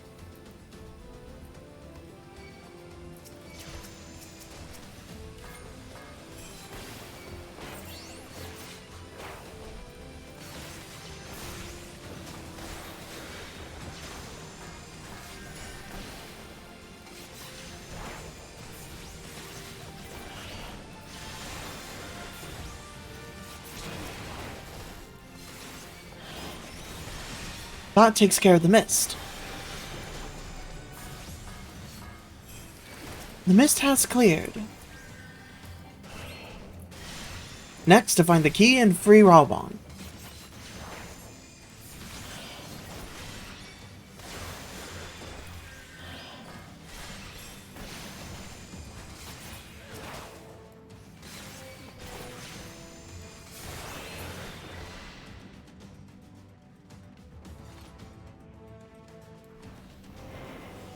Oh, wrong ability.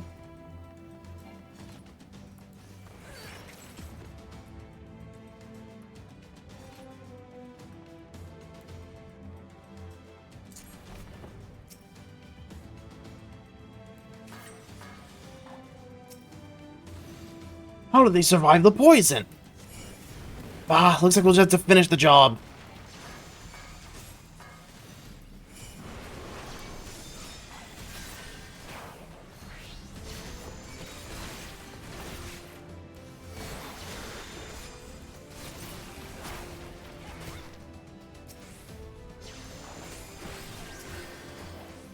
There we go. Give Alphino a little edge there.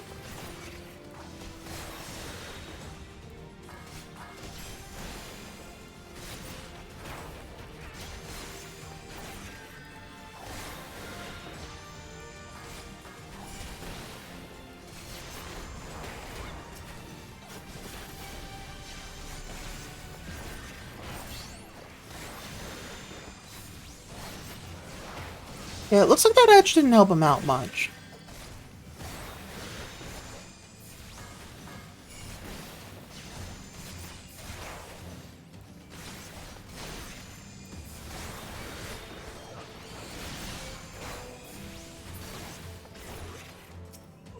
But that's fine. We got what we needed. We got the ID card for the magic device. The key. Take it to Raubon.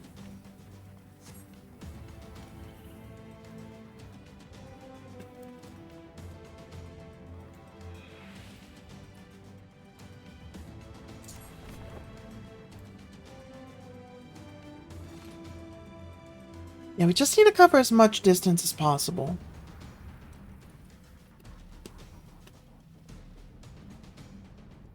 And yeah, we can't jump over the ledge there. Though we might be able to take this drop. There we go.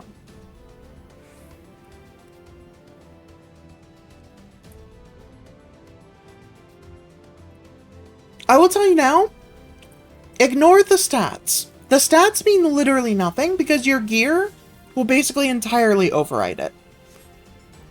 Don't worry about stats. Look more at the culture. My thanks. Slowly, General. You are yet weak from your ordeal. Nevertheless, we must quit this place.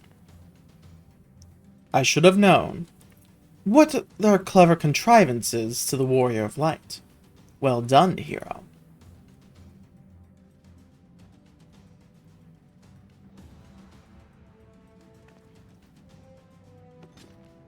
Illbird.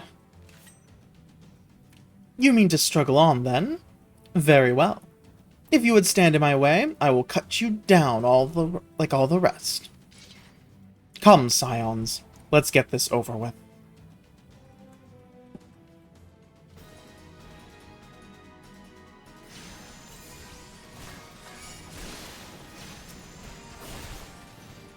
The Sultan's assassins are here.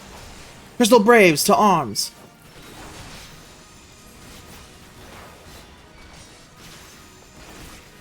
Yeah, I'm just gonna skip all that dialogue. That's a lot.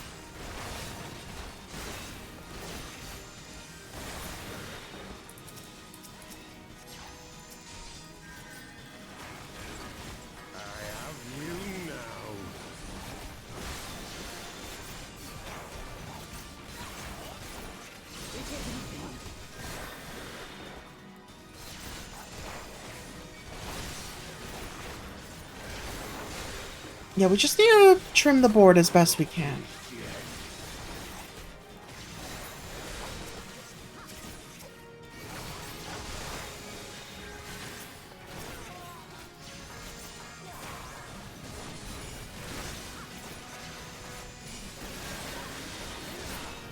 There we go. Now it's just Illbird left. I'll tear you limb from limb.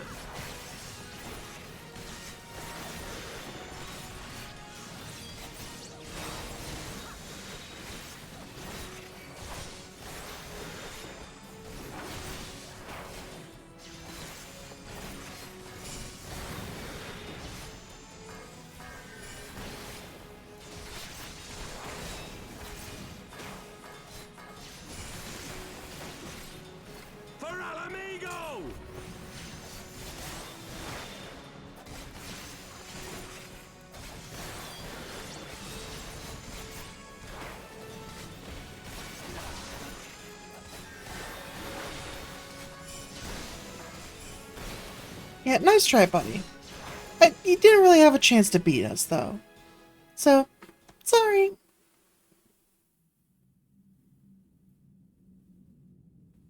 This changes nothing. It is over, Illbird. Lay down your arms and surrender yourself to justice. Justice?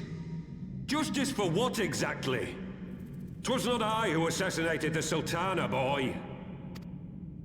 Ere we debate who is responsible for the assassination, I would ask whether an assassination took place at all. Oh, clever little shite. If you think you fight for justice, lass, you'd best wake up.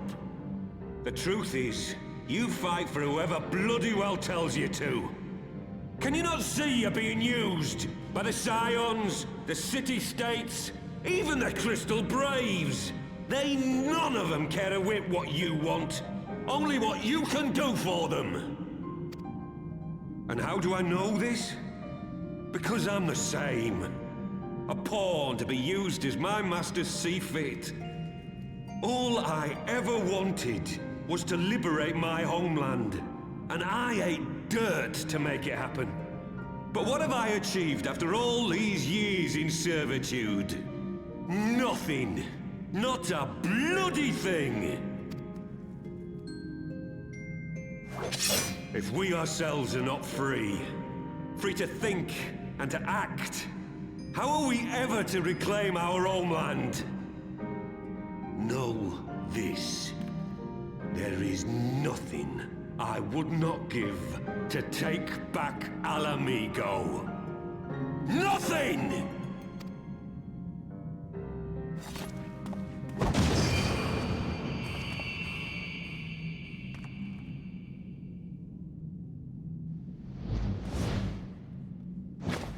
You'll not get away!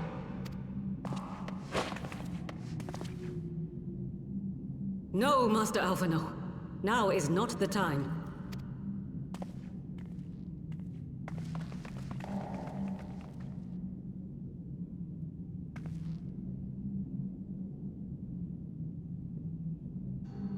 I'm but a cripple and a fool. And still you came for me. I'm in your debt.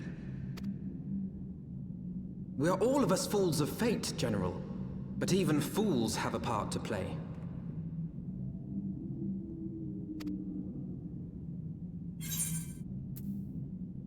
On your feet, Gladiator. The fight's not over. Rest assured, I was not planning to die till I'd avenged the Sultana. Still, your words are welcome, lass.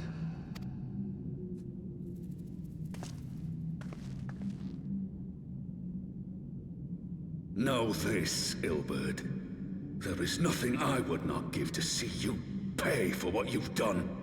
My wealth, my arm, my life. Nothing. General, are you aware that Lord Lolorito has yet to announce the Sultana's death to the public? What? No. No, I was not aware of that, nor of anything else outside my cell. 'Tis passing strange, though.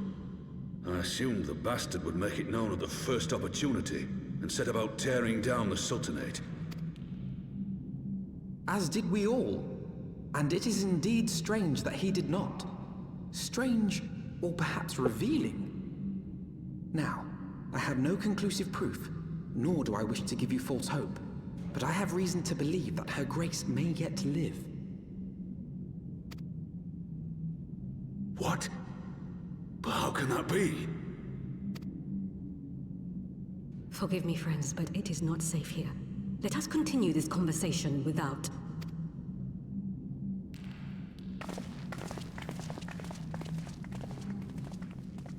Okay, so Morgan, I can give you a bit of context for the different cultures in a little bit here.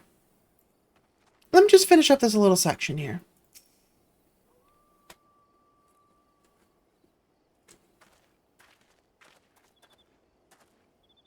The general is safe.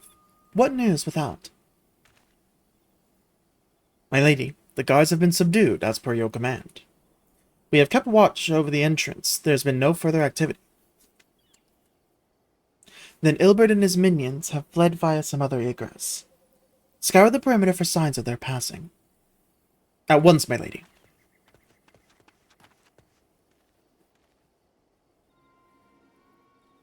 General Alden, I presume, in the Scions of the Seventh Dawn. Who are you? Identify yourself. Pray, do not be alarmed. My mistress is a friend, and I come bearing a message of goodwill. For your own safety, she bade me direct your steps to the Waking Sands. Know that Master Urianger awaits you there, along with others sympathetic to your cause. This is no ruse, I assure you. General Alden, if you will come with me, I have prepared a carriage that you may travel in comfort, safe from praying eyes.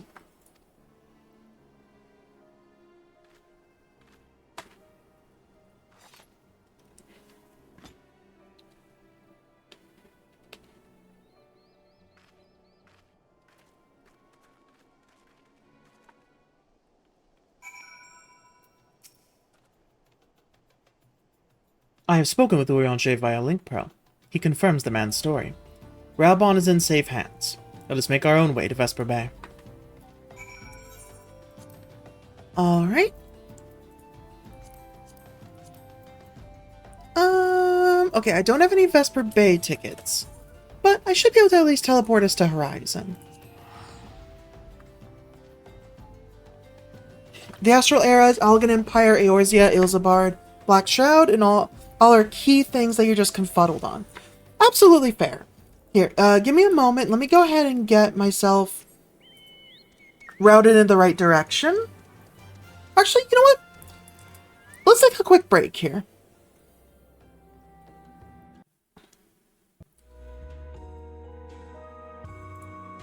Here, one second. Let me go here and mute the music for myself.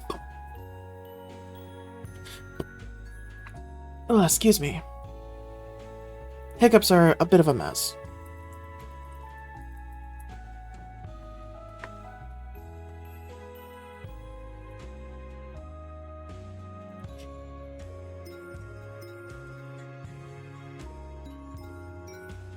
Okay, here we go. So I've got our map, which shows most of what's going on with a bit of obscuration.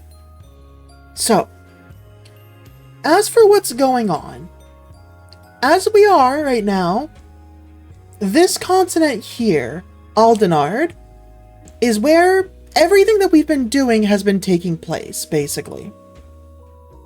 Here, one second. Let me open this in a new tab. A little too close, but that's fine. A better view. Especially this section here. Vilbrand, Thanolin, and the Black Shroud. These are where most everything has been happening. As you can see, Limsa is here, along with Lenosha. Ul'dah is here with Thanolin. Mordona's here, where we have the base, and then Gridania's up here with the Black Shroud, and then Ishgard is up here in Kurthus. So, from here, it depends on which race you want to know about first. I'm going to ignore the stuff to do with the Allagan Empire, but in general, this section here of Thanolin, Lenosha, Black Shroud, and Kurthus, this is Eorzea. This general category here. Technically, all of Aldenard and Vilbrand count together, sort of. Alamigo and Dravania, not quite. But yeah, Kurthus, Black Shroud, Thanolin, Lenosha. This is Eorzea. So you're looking at Miqo'te culture. Okay, so the main portion of the Miqo'te are going to be from... Where is it? We might not have it on our map, actually, currently. But they are from a specific continent that I don't think is actually on the map.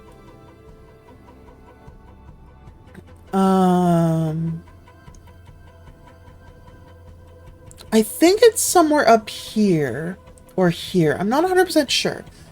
But yeah, they're from a specific region. I forget exactly what it was called. It starts with an M. But essentially, they were somewhere else. Algans took over, and then over time, they migrated to Aldenard, specifically mostly to the Black Shroud. Within the Black Shroud, you have two different, you have the Mikote splitting into those two groups. One being Keepers of the Moon, others being Seeker of the Sun. Keepers of the Moon especially stayed in the Black Shroud. I believe a little bit more so in the rear sections of it. Here, one second. Let me pull up the game itself. I forgot I can just pull up this map. So oh, never mind. Down here. Specifically, the Mikote spent most of their time here in South Shroud, the southern section of the Black Shroud. I forgot I can just do this. We literally have a game map right here. There we go. Much easier to move. And this only shows the stuff that we've revealed so far, so ignore everything else. Yeah, here's our main section here.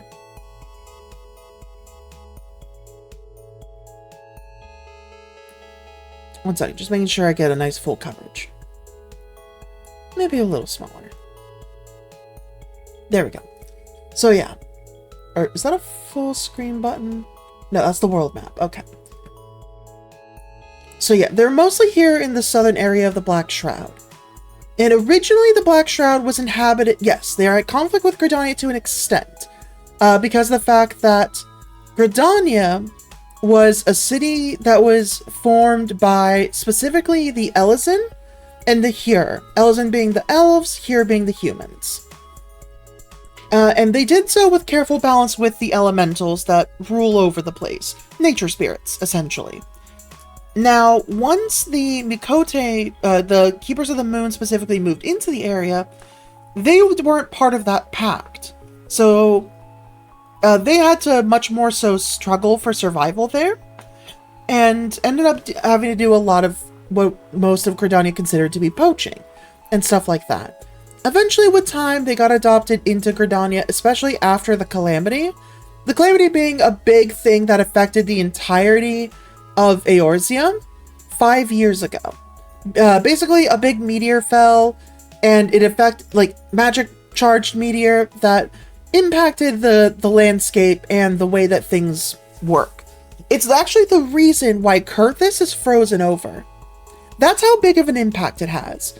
All those giant crystals you see everywhere, those are from the Calamity 5 years ago. That is how fresh of a situation this all is. So yeah, so specifically, Keepers of the Moon are a group of Mikote that came here to the Black Shroud, and from there, specifically more so in South Shroud, and eventually got more so adopted into Gridania proper later on. After a good amount of time. Meanwhile, Keepers of the Moon... Or sorry, not Keepers of the Moon. Seekers of the Sun are more so present in Garabania and Alamigo, which, as you heard, Alamigo fell to the Garlean Empire a few years back. Specifically to Gaius Van Belzar, the guy that we fought at the end of A Realm Reborn. The one with a giant lizard robot thing that could eat primals. But yeah, so Alamigo is under the Garlean Empire's control. And since then, a lot of people had fled to various places. In general, the people from Alamigo mostly have congregated around Thanolin. Specifically around Ul'dah itself proper.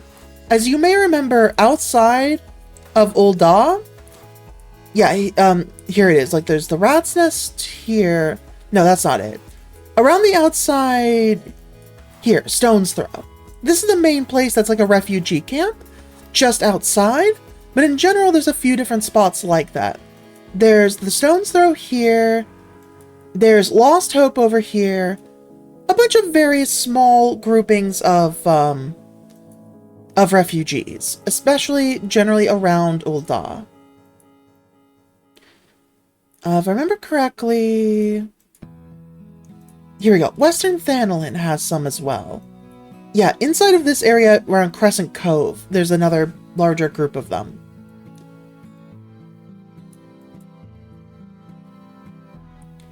And in general, that's going to be a mix of Hyur and Mikote. Ul'dah is one of the 3 main cities. As it stands, Eorzea is made of 4 major cities. Eorzea being, again, this section here. Not including Dravania, not including Apolethia's Spine, and not including Garabania. It's everything inside of this section. This is Eorzea. And within that, you have Ul'dah as one of the major city-states. Ul'dah being the city-state that rules over Thanalan. You have Gridania, the city-state that rules over the Black Shroud. You have Ishgard, that rules over Kurthus. And then you have Limsa Lominsa, that rules over Lenosha. Those are the 4 main city-states. As for the general Eorzean Alliance, for a while it's excluded Ishgard and Kurthus, because they've been focused on they've had a 100-year war with the dragons. So when it came to the big fight, when Gaius Van Baelsar was done with Alamigo... Okay, so to explain. Gaius Van Baelsar, part of the Garlean Empire. Garlean Empire, this whole section here. That's hidden by the map on purpose.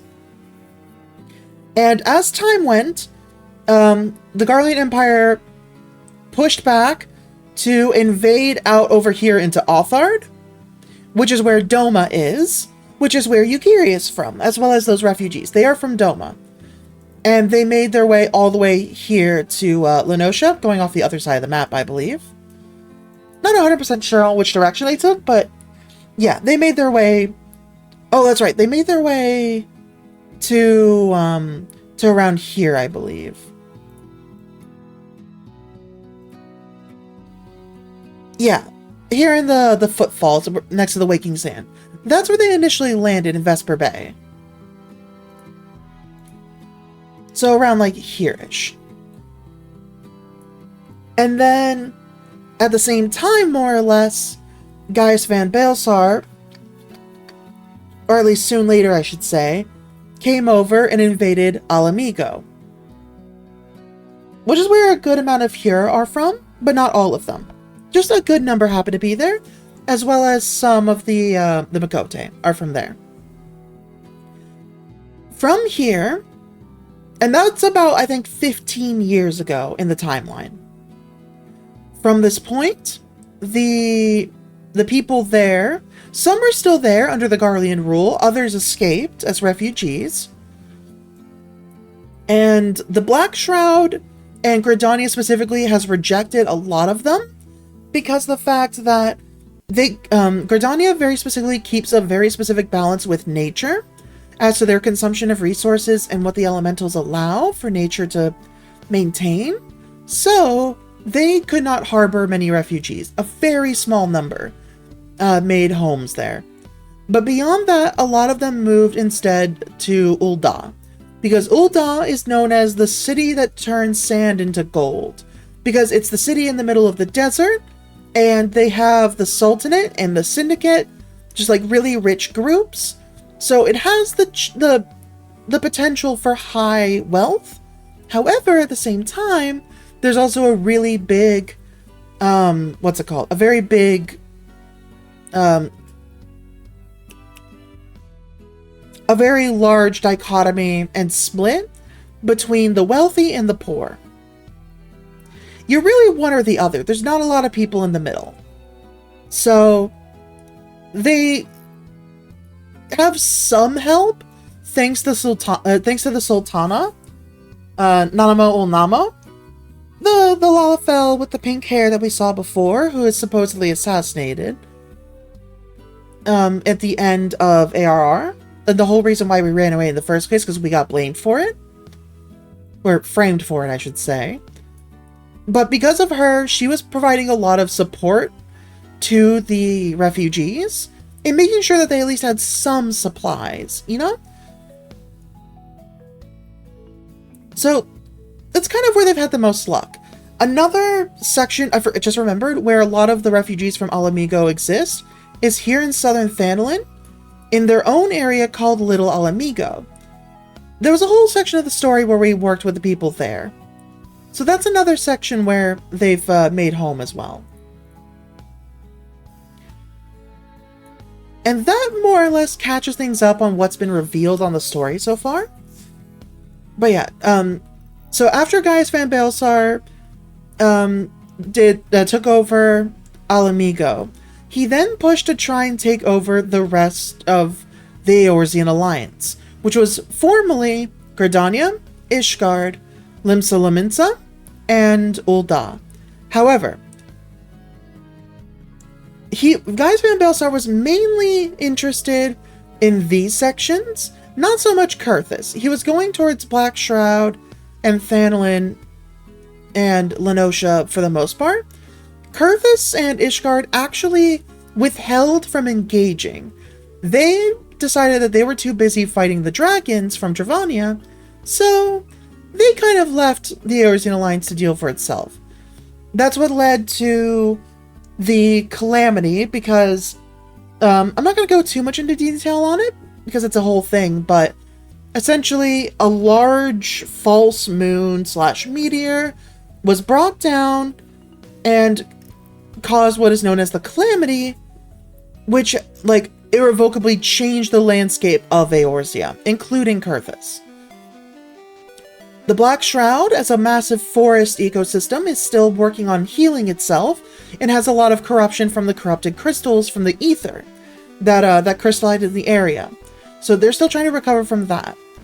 Thanelin, on the other hand, has had a lot of the corrupted crystals just growing in large number, and it just messed up several of the locales there. This is especially prevalent in Eastern Thanelin, with this section here, the Burning Wall. It's the area we were in before that has the massive crystal spirals and stuff. This is an area that got especially impacted by what happened there. Thanelin probably has the most of the large corrupted crystals. And then Lenosha got some effect, but it was a little more spared just because of its distance from the main area. The main area of the battle was this section here and here. Not completely Mordona, but just next to it, there's an area known as the Cartno Flats. That is where the big battle happened, and that is where the meteor landed. And that's part of the reason why Mordona is so fucked up with all the crystals everywhere. Like, Mordona is easily the #1 most changed location. To the point that the city-states none of them want to touch it. Which is why you have Revenant's Toll as basically a city of adventurers. So, current point of the story is 5 years after that, as each of these areas are recovering. And then in Mordona, there's, as well as a few other spots, there are some little pockets of where the Garleans were still hanging out. And then the events of A Realm Reborn, the main game, happened, which involved the Garleans mobilizing and going after different points, as egged on by the Ascians. The Ascians being kind of the big bad, in a sense. The main evil organization, using various parts to manipulate. This includes the Garlean Empire, and this includes humans who have defected to the dragon side, who have been just referred to as the heretics, or Dravanians. Dravanians being the dragons, but the heretics. Because if you remember, their leader, Iceheart, turned into a primal. All the times where primals are popping up, that's because of the Ascians. That's their trademark thing. So yeah, the 3 big places that we've seen for Eorzea are Gridania, Ul'dah, Limsa Lominsa. Sorry, I just needed to mute for a second to cough. So. Oh, absolutely. And there's so much more that happens here too. There's so much additional lore as to what's happening up here in Dravania. There's also Old Sharlayan, because you may have heard occasionally that Sharlayans were mentioned. For example, Alphino, his sister Alize, and their grandfather Louis Sois came from Sharlayan, which is up here, which we actually get to visit another time. We get to see what's going on in Garlemald as well. We get to go to this area, Thavnair, that has Radzat Han, which has had some allies with us. And then we have this whole situation here. We get to go to Doma in the next expansion. And Hingashi here as well with, I forget what the city there is called. But yeah, there's this section here. And there's a bunch of various little extra pockets of, like, what's going on. Here we go. This shows it a little better. Kugane, right. Yeah.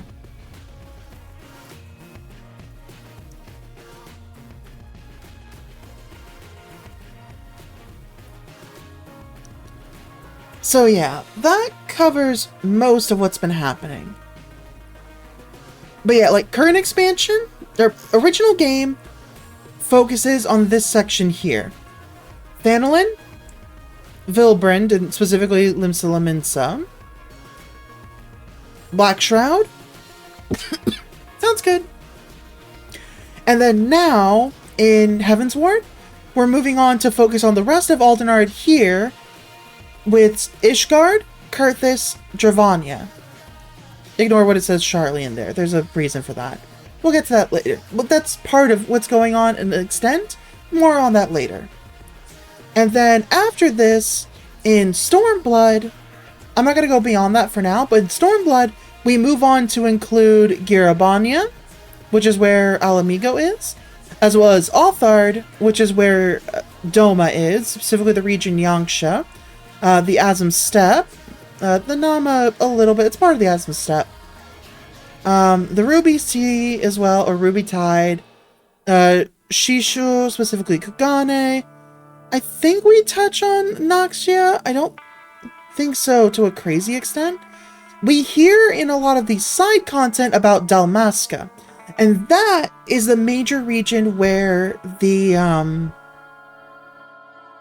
Viera come from. Hereditarily. They come from Dalmasca and the Scate range. Alright, enough of that. I think we're pretty good on all that stuff.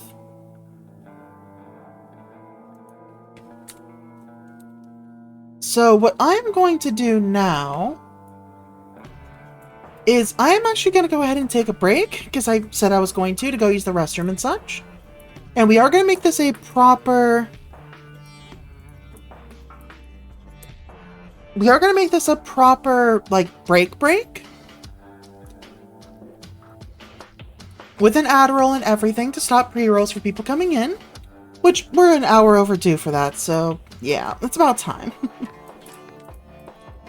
So yeah, I do ask that everyone go ahead and take this opportunity to get up and stretch.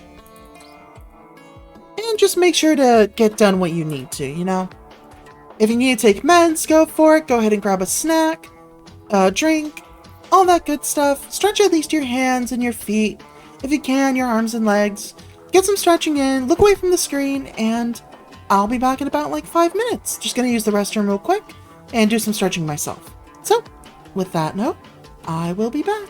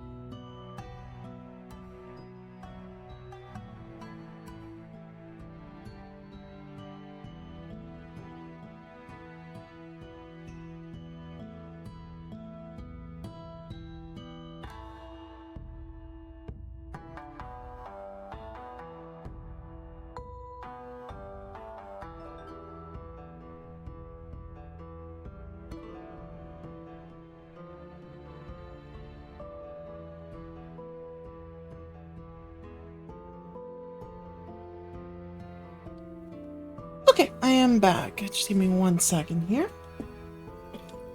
Just gonna refill my water.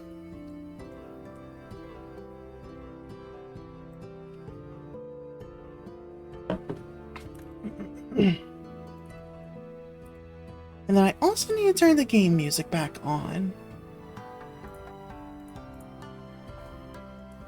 There we go. But we still have another minute before we continue, so I will go ahead and wait that out.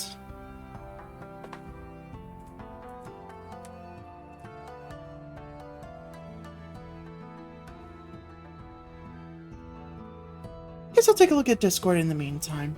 Just a quick peek.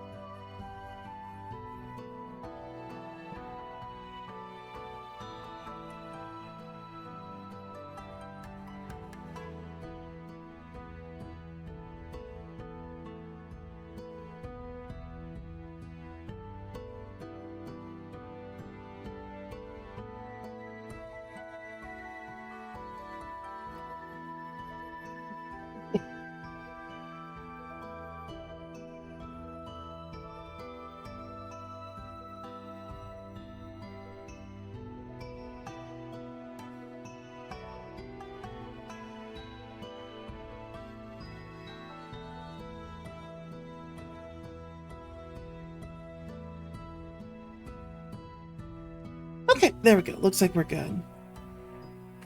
Hello, hello. Welcome back, everyone.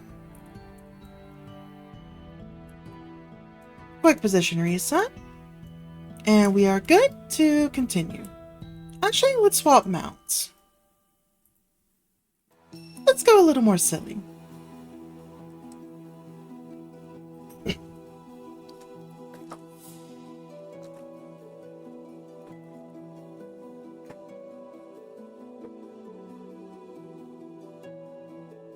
I forgot we can fly. It's a little faster. Plus, we can take direct routes.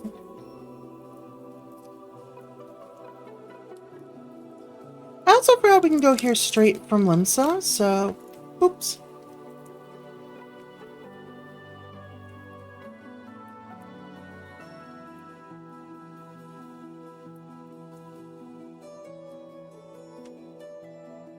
Alright, let's hop in and see what's going on.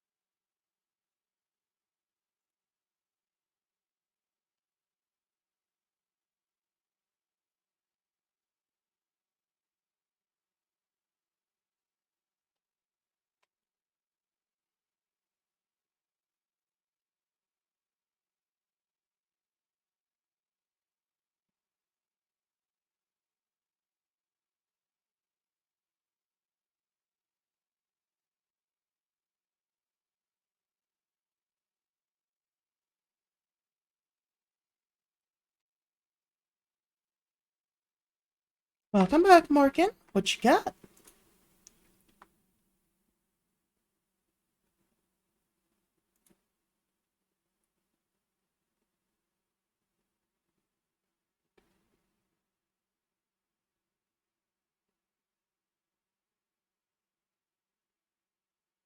Ooh.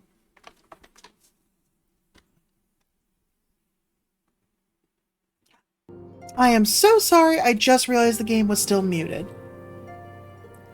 Yeah, this is a voiced cutscene. I am so sorry.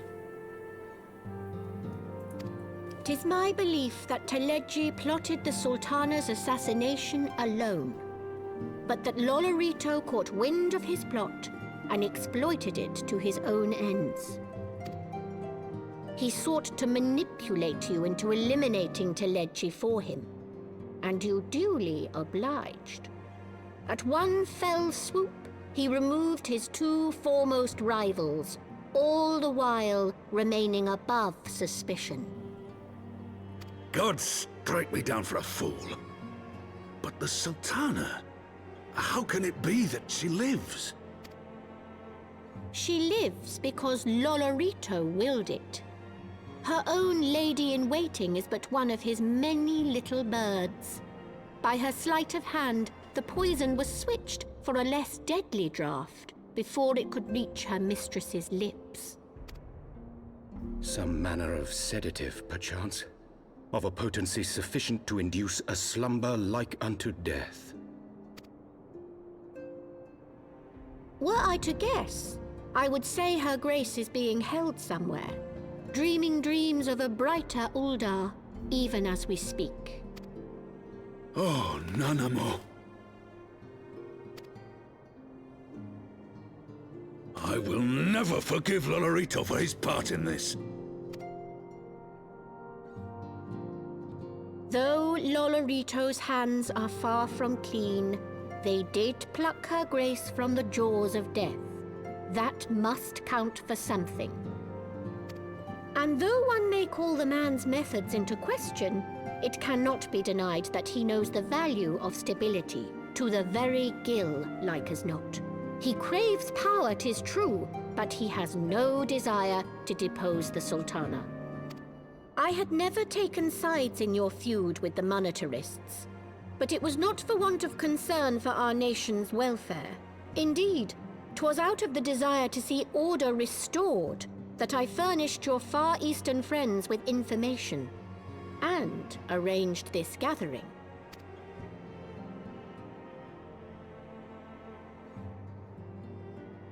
I hope you are ready to work, General, for there is much work to be done.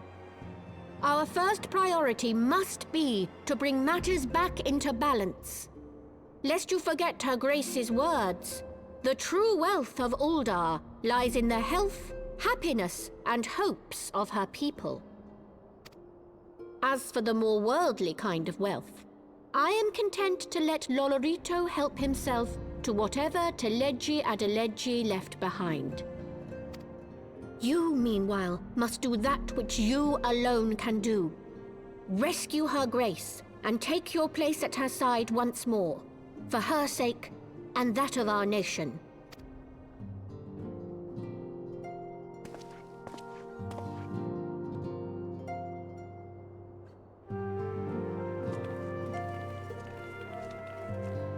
Yeah, thank you for pointing out that I forgot to unmute the game. Sorry about that.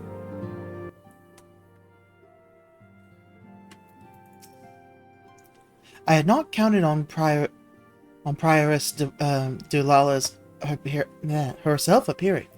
In my defense, my suspicions regarding the Sultana proved more prescient. Much remains to be done, but in rescuing Raubon, we have taken a vital first step towards resolving matters in Uldar. We couldn't have done it without you, Frieden. Thank you.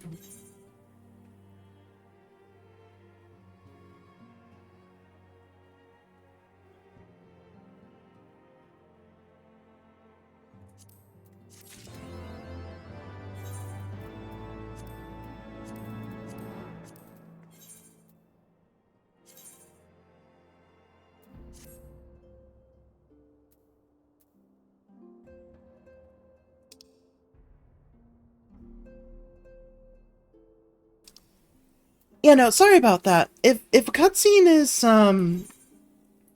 is voiced, I will let it just play on its own. Otherwise, I will go ahead and try and read it myself. So, definitely sorry about that.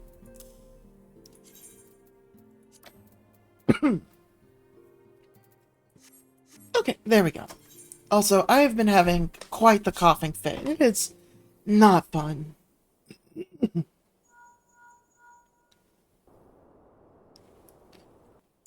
Tataru? Yes, General Albon is now in safe hands. What? Another assault? Very well. We shall return at once. Pray, notify the Count of our coming. It would seem we face another crisis. The Dravanians are preparing to resume their siege of the Holy See. Though I am loath to abandon the Sultana to her fate, we lack the necessary evidence to act upon Dulala's claims. That being the case, I propose we leave Marshal Tarpin and the others to investigate, and return with all haste to Ishgard. Hey, valid, no worries.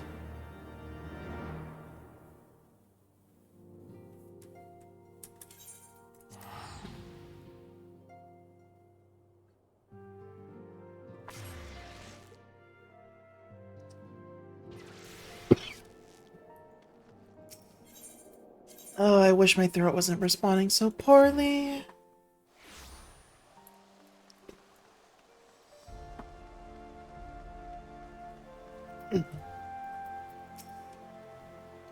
Ah, there you are. Sorry for cutting your reunion with General Albon short. I wouldn't have bothered you, but the city is awash with rumors of another Dravanian attack, and Lord Hoshafont was desperate to get a hold of you. Speaking of whom, he and the others are waiting for you inside, so you'd be better head in.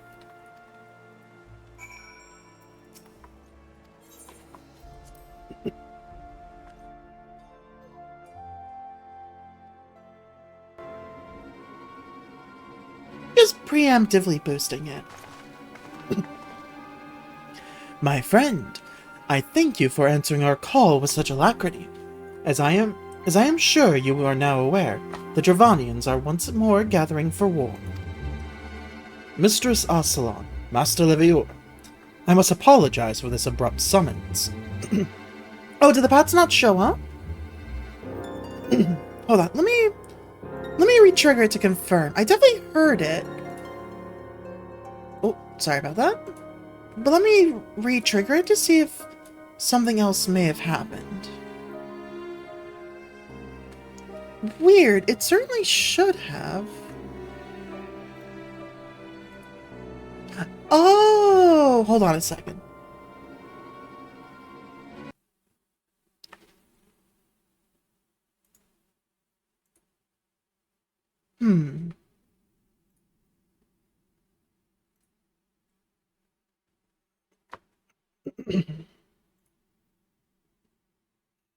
I forgot, it is a Sprout overlay. No, there's VNAN audio. For some reason it was hidden. I don't know why. I am so sorry about that. I don't even know when that happened. But there we go. Here, I'll give you one more for free. Thank you, thank you.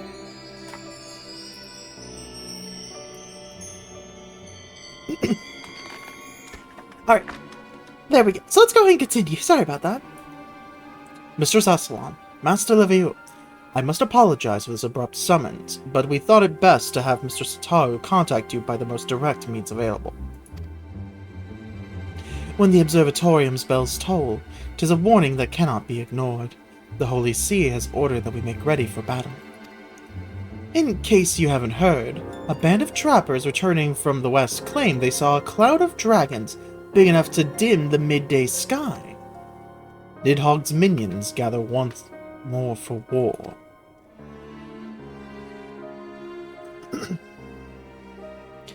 But I would not have you take up arms in another of our conflicts. When first you came to Ishgard, I offered you my protection. If I cannot ensure your safety here, I cannot well accept your aid, much less ask for it. Scions of the Seventh Dawn, you are faced with a choice. To remain in a besieged Ishgard, or to seek sanctuary elsewhere. I would not presume to influence your decision, but I must ask that you make it swiftly, lest our enemies force your hand.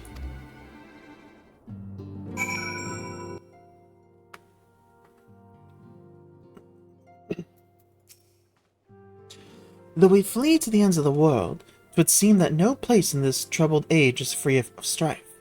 Once more the horde descends upon Ishgard, and once more her weary defenders must take up spear and bow. The Count would have us seek shelter from the storm, but I, for one, grow tired of running. If we are to shine light, the light of dawn, we must do so in the sight of our fellow man, not hunkered in a hole. What say you of it? I'd say we stay and fight. Then fight we shall. Let it never be said that we abandon our allies in their hour of need.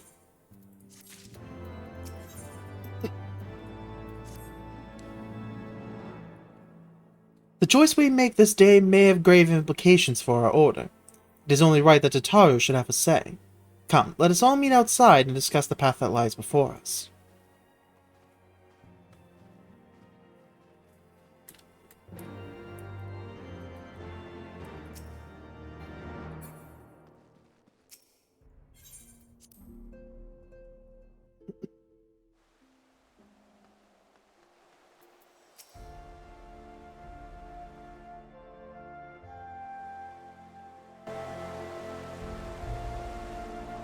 Ishgard cannot well endure another assault. Even should her knights succeed in turning back the Horde, the casualties will be catastrophic. But what other choice do we have? It's not like we can talk it over with them. Dragons and men aren't exactly on speaking terms. With certain notable exceptions.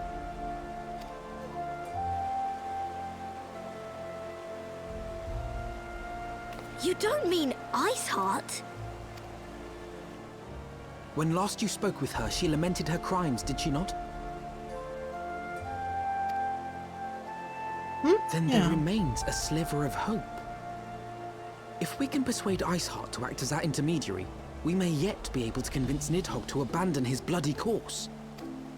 If there is to be a meeting, I would accompany you. Estinian. Even with your intermediary, Nidhogg's blood rage may render him deaf to reason. However, the mere attempt may afford our forces precious time to prepare.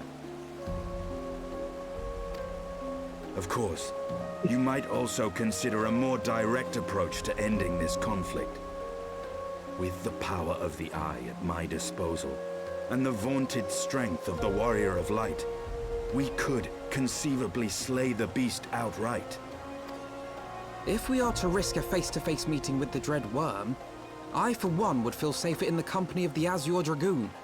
However, I should only turn to your alarms if my words failed to find their mark. Is that clear? Perfectly.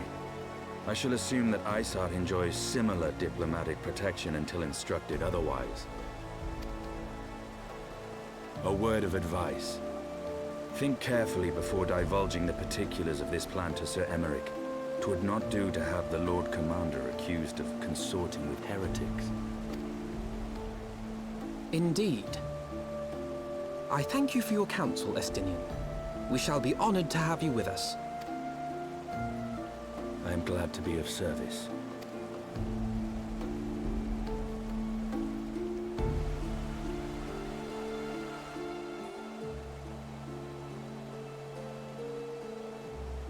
We have chosen a difficult road, yet even should we succeed in winning Iceheart to our cause, our plans for parley may swiftly come to naught if the Holy See decide to strike first against the Horde. We must petition the Lord Commander's aid ere we set forth. I only hope that Sir Aymeric will be willing to muzzle Ishgard's forces on the strength of our vague assurances. Tataru, I would ask that you remain at Fortonth Manor and inform the Count of our decision. Tell him that the Scions of the Seventh Dawn mean to do all in their power to ensure that Ishgard and her people survive. Yes, sir.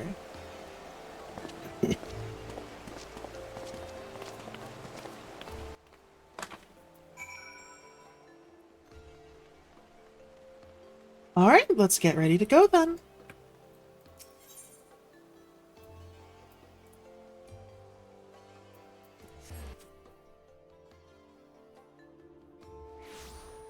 Enjoy your lurk.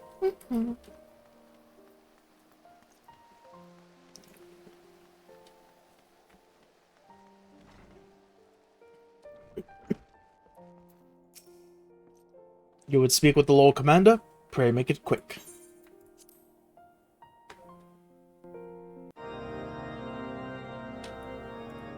I want the defenses of the Outer Ward rechecked. See to it that the ballistas are in good repair and supplied with enough ammunition for a prolonged siege. At once, my lord.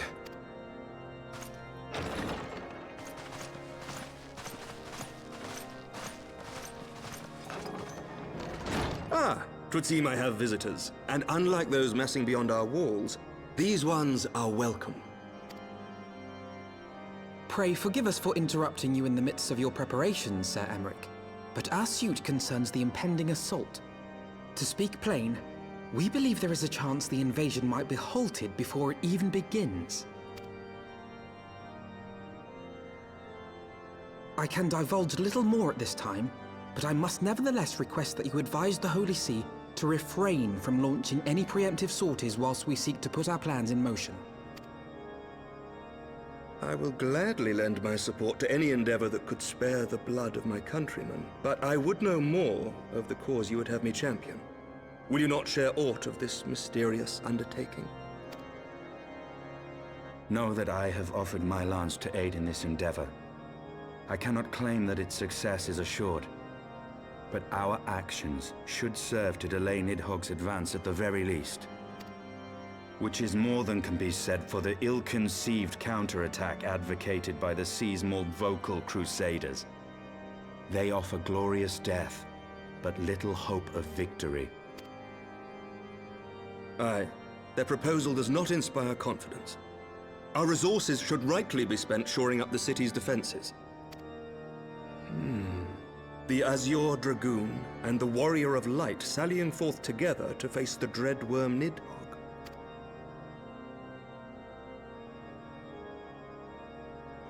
I must admit the mere thought of it does much to dispel my misgivings. Go then, carry out your plan. I shall do what I can for you within the Holy See.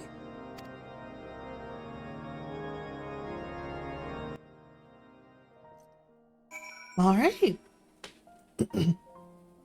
Bleh. Having secured Zaemric's support, we may proceed without fear of a preemptive Ishgardian attack, which is not to say we can afford to dither. History tells us the Dravanians will attack as soon as their horde reaches a critical size. Before that happens, we must needs track down and win over the Lady Iceheart, and then locate and parley with Nidhogg.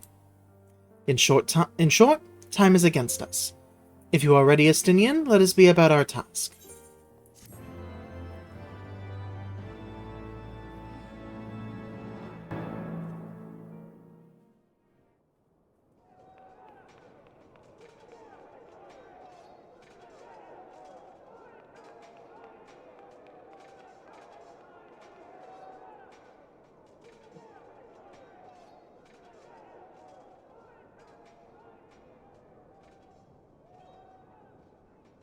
Such commotion.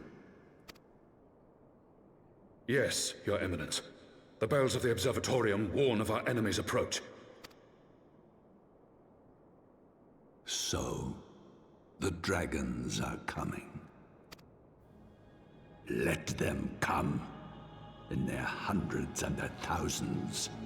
With the divine blade in our hands, we shall rend their flesh and drown the heretics in their master's blood. Even Nidhogg and his foul brood shall be powerless to resist us. And when we have rid the world of their pestilence, we shall turn our attention to our Ascian allies. See that they are suitably rewarded for their invaluable assistance. If I may, Your Eminence, the Paragons wield powers strange and unknowable. Can we be certain that they will not see through our deception? We can be certain of naught save the righteousness of our cause. If you would be a true leader of men, you must possess conviction as well as caution.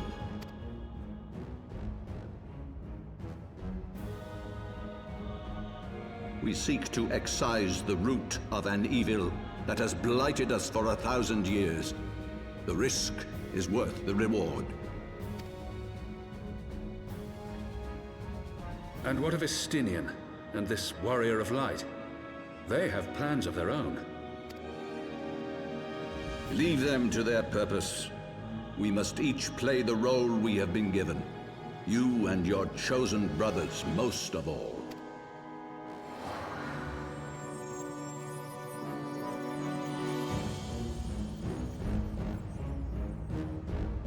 For the glory of King Thordan.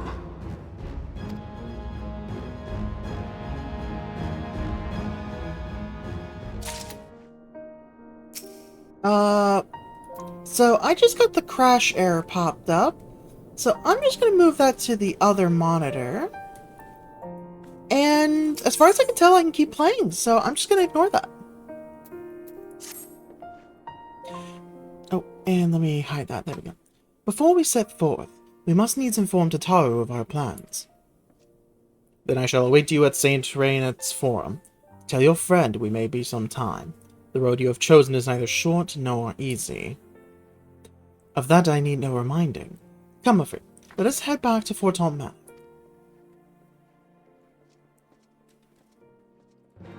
Yeah, there's a chance I might have to uninstall and reinstall the game to fix this problem. But I'm gonna save that as a last-ditch effort kind of situation, because massive game, you know?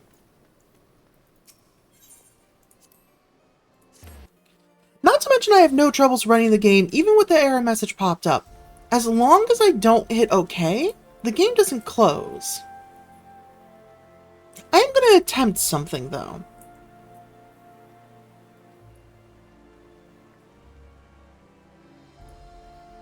I wonder what'll happen if I end task on the warning message.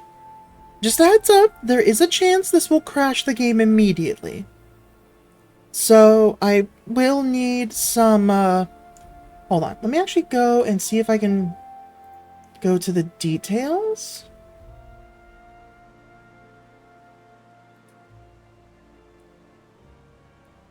No, it's not coming up. Okay.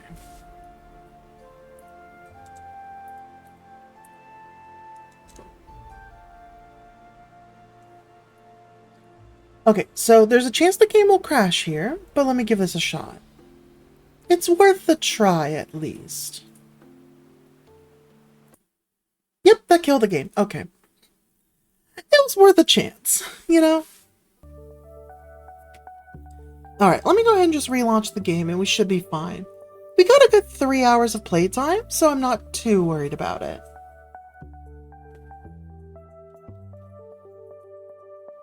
There we go.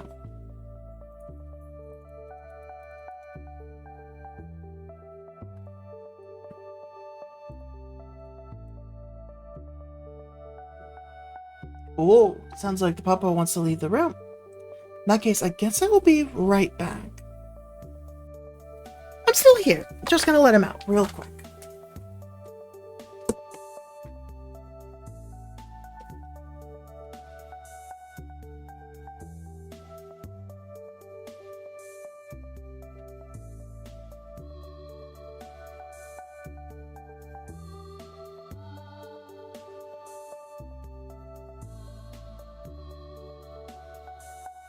Coming back over. Like I said, I wasn't too worried about that. I knew it was going to be quick. At the very least, he can be quick.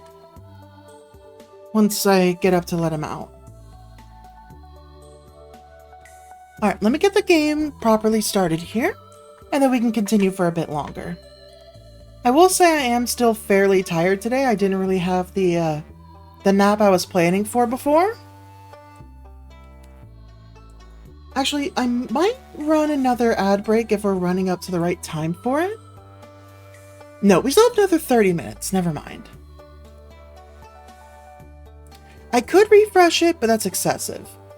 If we have 30 minutes without ads, I'm gonna milk all that time.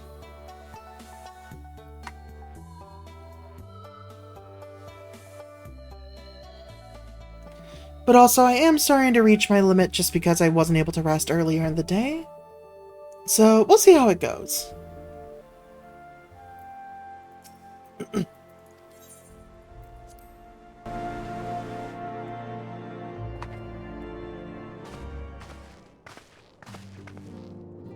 Our course is set, Tataru.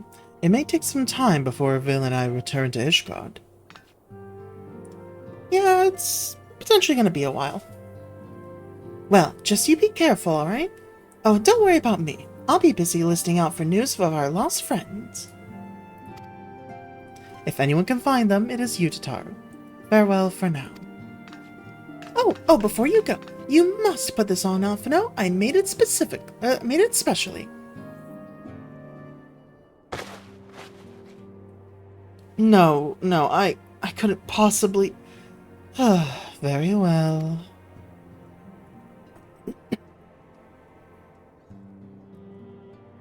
Our boy's been dressed up a bit. By the 12, it fits perfectly, and the quality is actually rather good. I'm glad you like it. I've been practicing my needlework while I listen to rumors and the like. A good receptionist is always learning new skills. My thanks, Tataru. Whatever else awaits me on the road, I shall not fear the cold. It was the least I could do. Now, I best be getting back to the tavern, or I'll never catch up on all the gossip. Best of luck on your journey.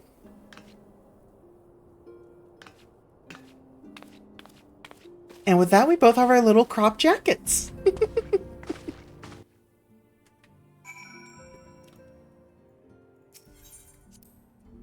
Alright, let's go find Estinian and make forward with our progress.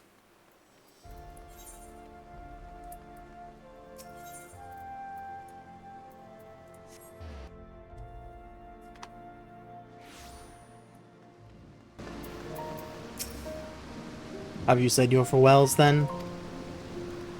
Aye, we are ready to depart. I suggest we begin our search for Lady Iceheart without delay. Very well, but she will prove an elusive quarry. Where do you intend to start looking? In the absence of any fresh intelligence on Ysaele's movements, I propose we pick up the trail where she was last encountered, the Kurthus Western Highlands. Let us speak with Sir Redwald, was it? As the commander of Falcon's Nest, it is likely that he will know if any heretic activity has been reported in the area.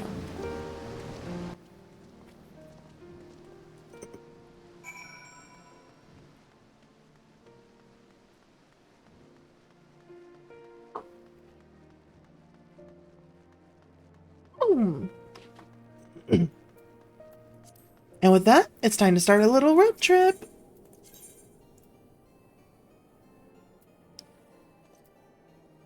It seems we don't have an easy access point to leave here.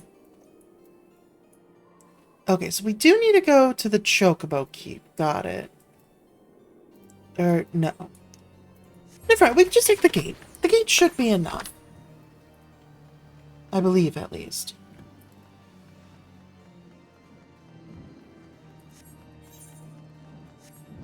Yeah, we need to go this way.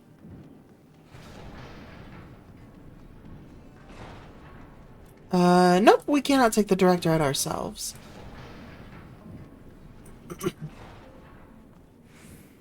So, Chocobo Keep it is.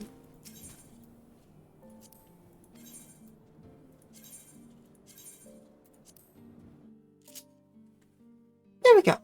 Nice and quick.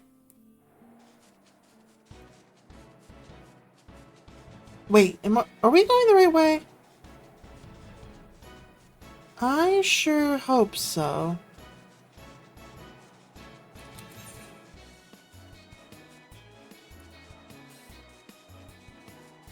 Yep, Falcon's Nest. Okay, good.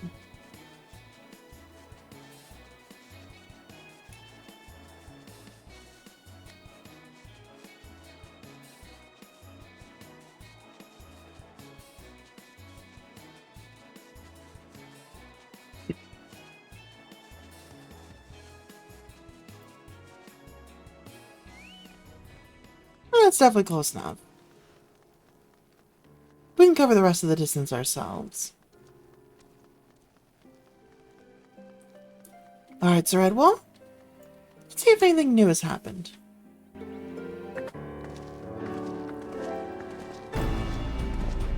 Well, Mr. Sassalon, what business brings you back to Falcon's Nest? Judging by the company you keep, it can be no trifling matter. The Outer Dragoon I know, of course, but I do not believe I have met this young gentleman. Alphino Levieux, at your service. And you are not mistaken as to the gravity of our mission, Sir Redwald. As I'm sure you are aware, the Observatorium is warned that the Dravanians gather for another assault.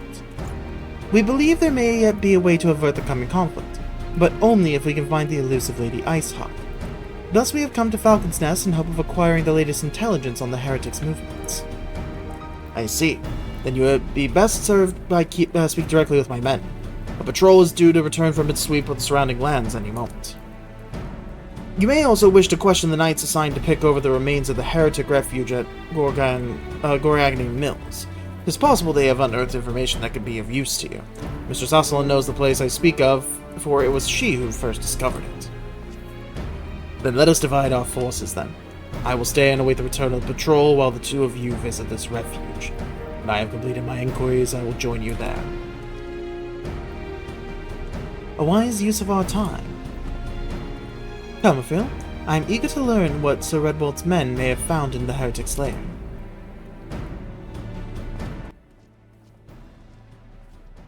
Alright. And I spy a blue quest, which means that should be our progress to get the Aether Currents. We will have to start keeping an eye out for that.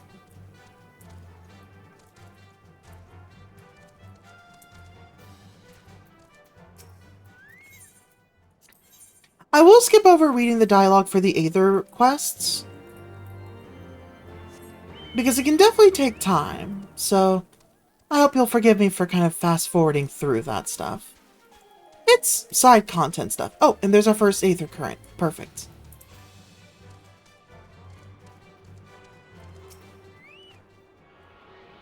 Nice. If we complete all of the Aether Current quests and find the Aether Currents themselves, then we should be in a pretty good spot to, then we'll be able to unlock flight for the area. So definitely wanting to pick those up as we cross them. Of course, some stuff isn't going to be available until later, so very much worth kind of grabbing what we can now, and then the rest will happen as it comes up.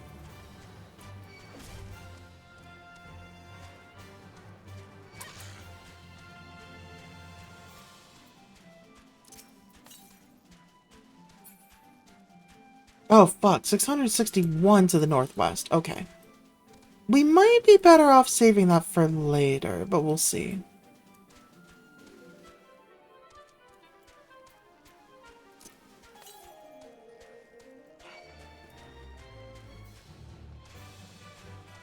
Yeah, I forgot to check for the size of the unit.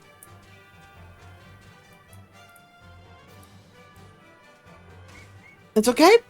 Oh god. That was close. I was gonna say we're a ninja. We have reduced fall damage. But looks like that wasn't quite enough to help us. To the west. Okay.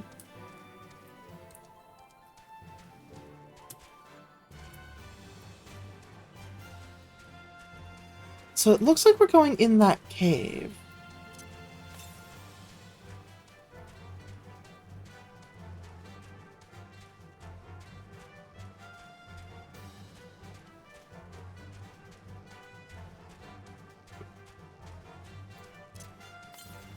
For the most part, as long as we stay outside of their detection cones, we're in a pretty good spot.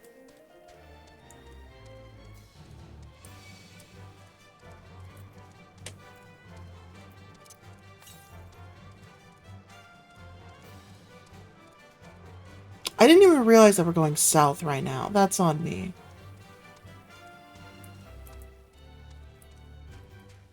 But I'm gonna guess it's up there.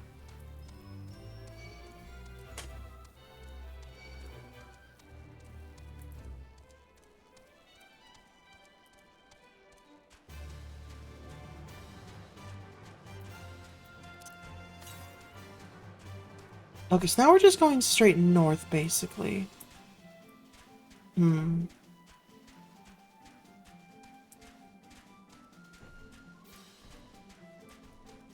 Yeah, no, unfortunately I don't think we're gonna get to what we're looking for from here.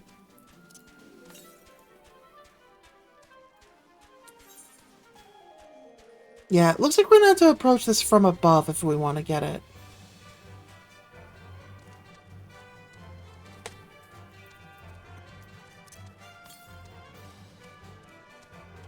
Actually, maybe we'll be okay. Let's see. Because it's still saying northwest, so we might be going the right way now. It's just that detour may have been a little bit in error.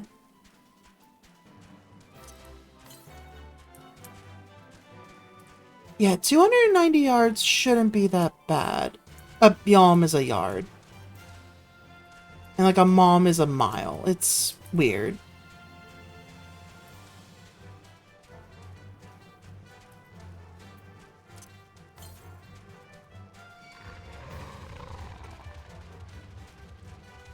So, somewhere this way. And not too much further. Oh, probably inside this encampment here, or just above it. Oh, there it is. Perfect.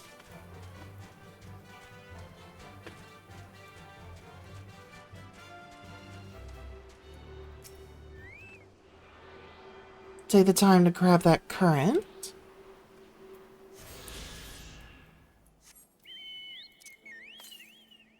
Northwest still. The quest will take us in these directions, but I feel like it's easier just to get it out of the way now, so that later we just have the quest left to deal with.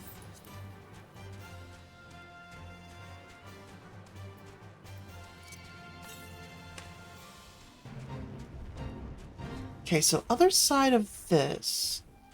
Actually, I know we're going to already come here, so never mind. I'm going to ignore that, and let's head back to where we need to go this way. We'll double back later. No worries.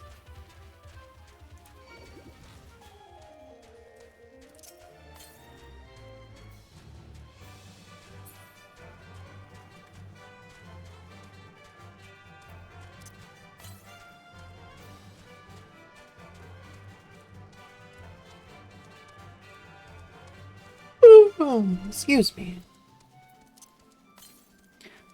I probably should have gone ahead and made myself some tea.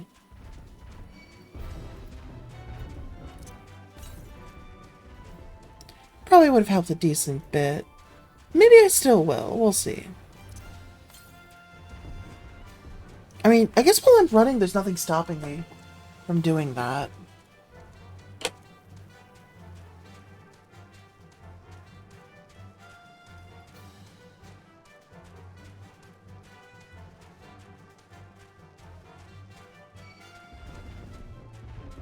Just gotta make sure that I'm holding the correct direction still. Alright, that should be enough water. Not the best angle. Okay. Let's get around this roadblock here. Oh, excuse me. Impassable tiny ledge.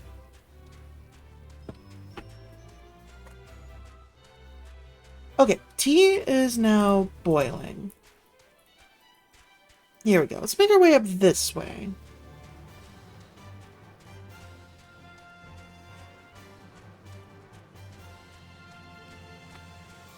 In the meantime, let me find the kettle.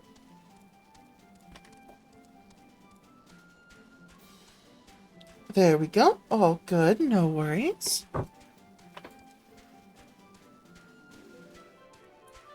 Alright. And there's that tea I had last time. It's a good one. So I definitely want to repeat that. Looks like that's going to be our good path.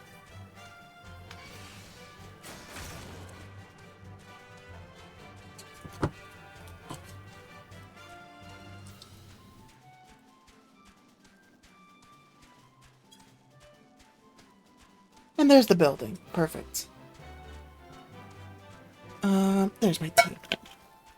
Oh, and perfect! An aether current waiting for us right here. Amazing.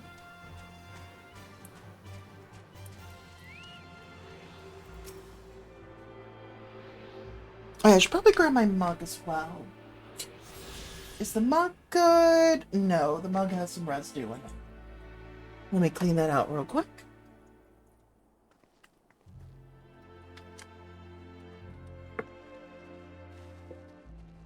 There he is, expedition leader.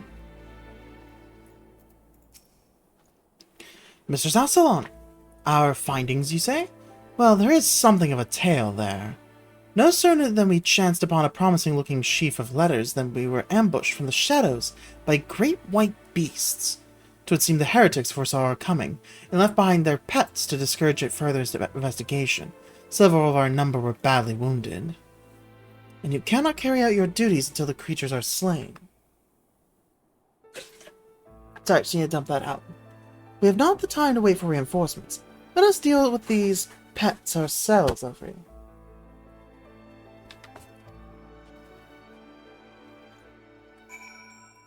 Alright, guess we're heading on in.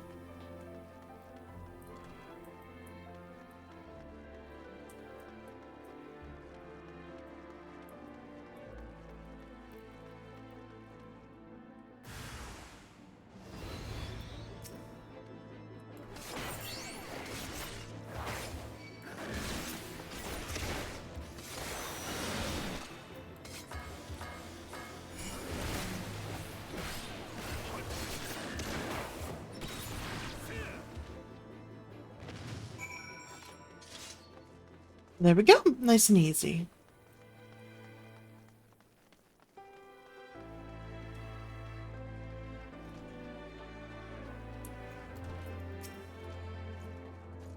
The beasts are slain then? My thanks, Mr. Sassalon. We may return to our duty without fear of a mauling. And you may have noticed I picked up something interesting there. Wind up Alphina.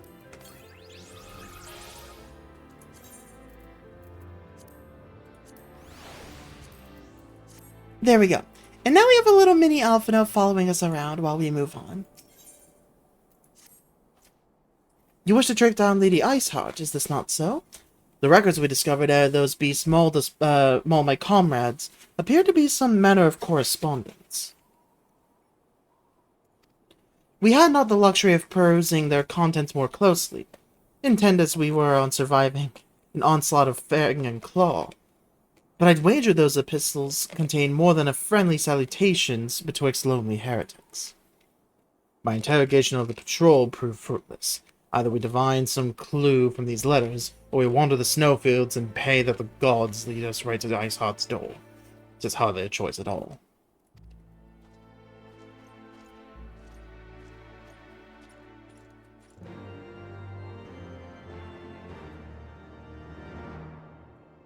Okay, mug is cleaned up. Just gotta wait for the water to finish boiling.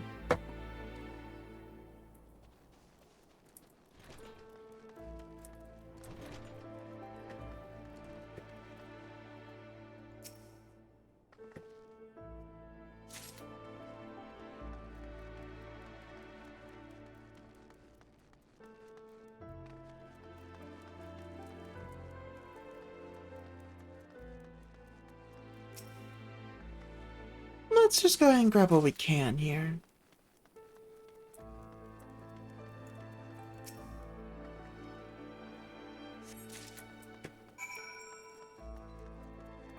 Ah, there it is.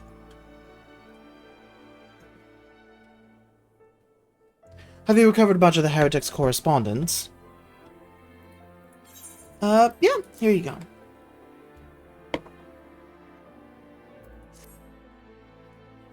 Splendid. Added with the contributions from Master Levior and Sir Estinian, we now have more than a dozen letters. Welcome back, Shadow. What have we here, then? Every one of these pages is a record of the dealings betwixt the Gorgon Mills heretics and their fellows in the Akva Amphitheater. There are requests for foodstuffs, clothing, and all manner of provisions. Iceheart's followers must yet inhabit the ruins we had thought abandoned.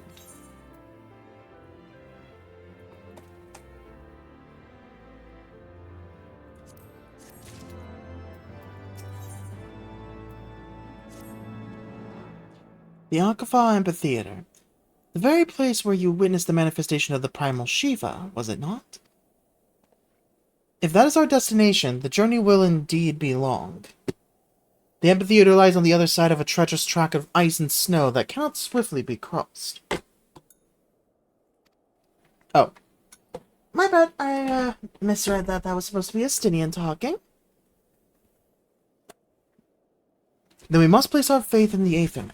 As you may recall, our dear friend Mumbrita succeeded in recreating the Akfa beacon after it had been destroyed by Lady Iceheart.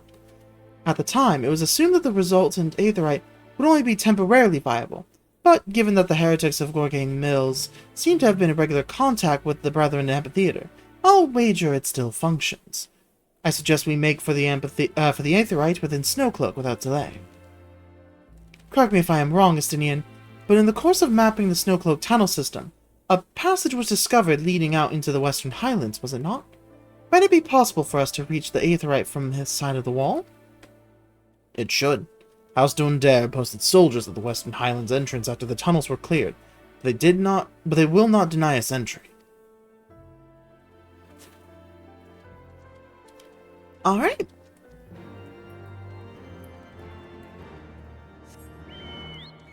Try Shambel.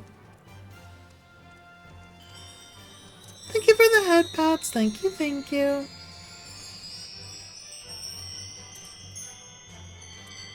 Okay, so we're just heading straight south. Okay.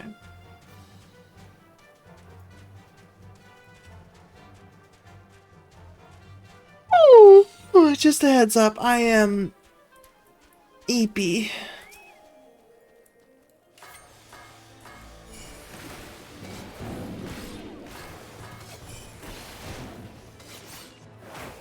So just a heads up that I'm not sure exactly how long I'm going to be able to go. You shush, you stop that. Okay,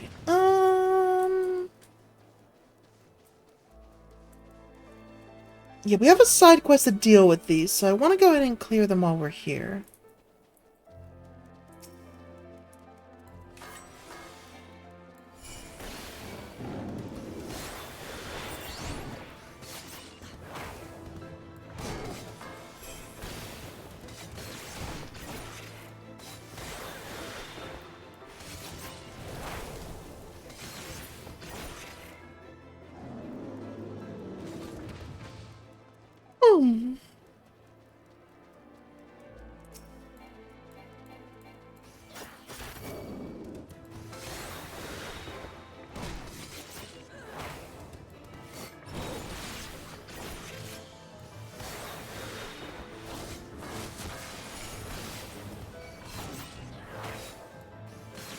Alright, this shouldn't be our last one. The side quests are pretty quick for the Aether Currents. Yeah, like that's already it. But we'll save that for later.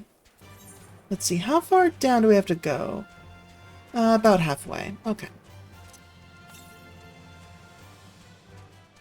Alright, so there's no closer Aether Currents currently.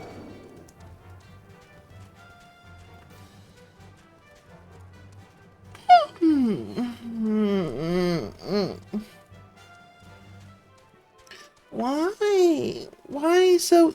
I mean, I know why I'm so eepy. I wasn't able to get my nap in after the walk, and I didn't get the most... Well, I got a pretty decent amount of... No, never mind. I just remembered. I only got like 3 to 4 hours of sleep last night.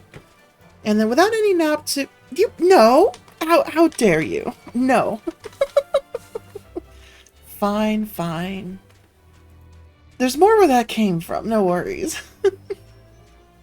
But yeah, I wasn't able to get the nap that I usually would get in after the walk, and I didn't get a lot of sleep last night, so the combination of the two have me very much, oh, okay, well, guess we're taking that route down. Guess that works.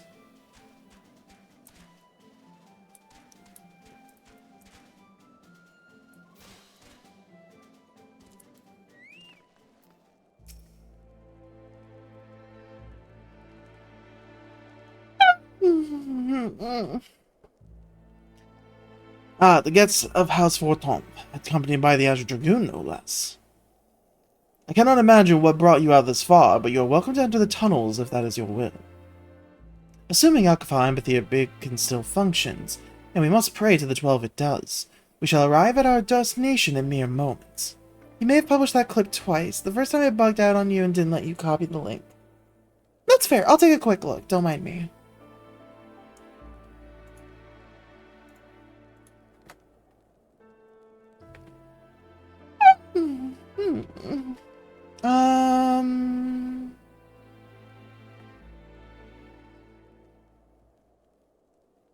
Yeah, I do see the previous one from 3 minutes ago as well. Okay, so I'll get rid of the other one that was done first because that one doesn't have the title.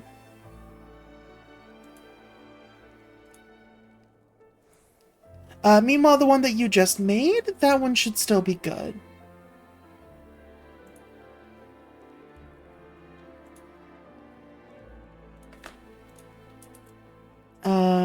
Yep, that's the same one. Okay.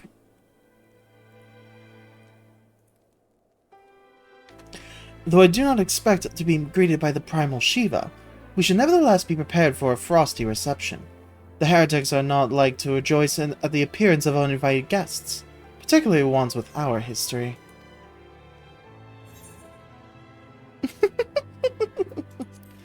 Yeah, I guess you got that one for free.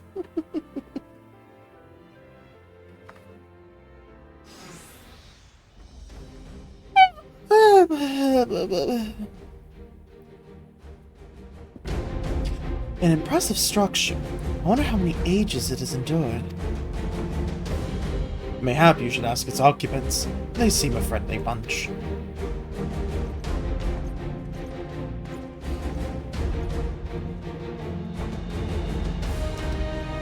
Dogs of Ishgard! Is it not enough that you banish our beloved saint? Will you not be satisfied until the ice is slick with the last drops of our blood? Stay your weapons. We have come under the flag of parley.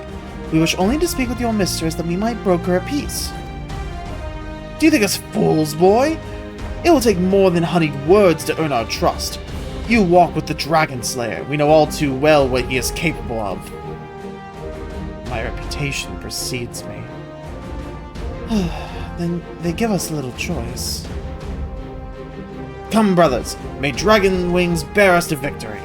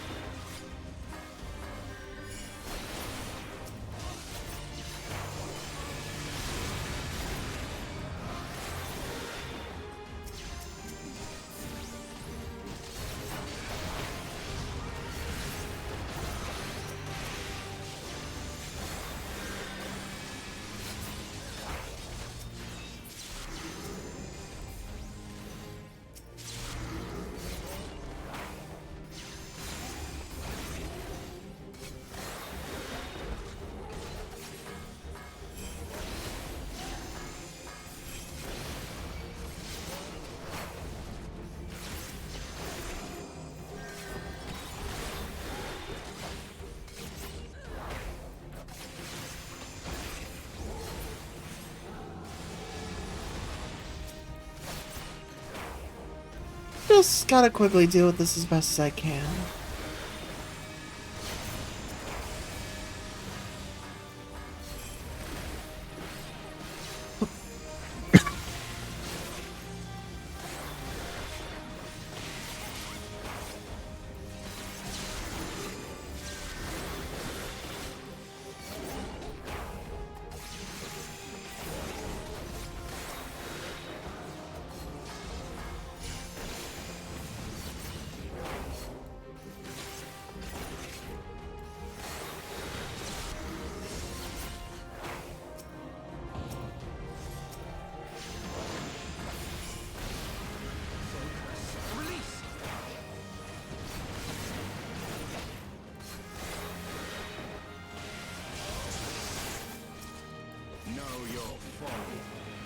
We'll go after the other one after a little bit here.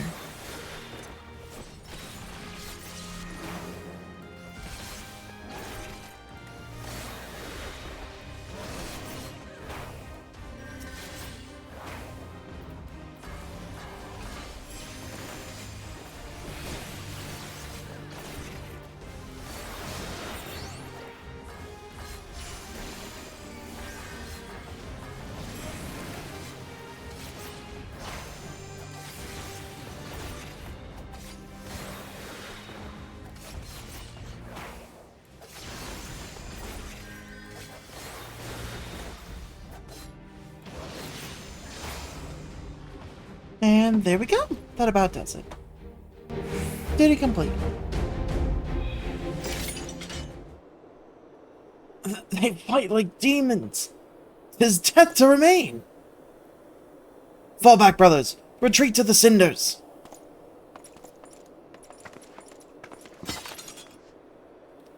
I see no sign of Lady Iceheart.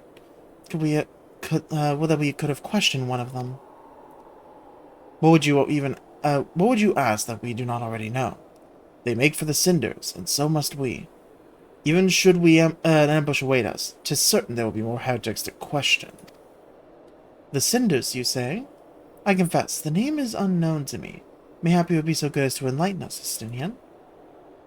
I suspect it is the heretic's way of referring to the Dreaming Dragon, an island of sorts found in the midst of the frozen lake of Ashpool. Some 500 years past, 'tis told that the Azure Dragoon of the age fought a dragon of titanic proportions. After a savage struggle, the mighty creature was weakened unto the point of death, and forced into a magic slumber by an entire chapter of the Holy See sorcerers. Ere long, a rain of ash and cinders did begin to fall upon the sleeping serpent's motionless form, covering the creature at length in a shroud of grey. Of course, a thick layer of ice has since formed on top of it, but you may be sure I speak true. A fascinating tale. We should make haste to this Ashen Isle.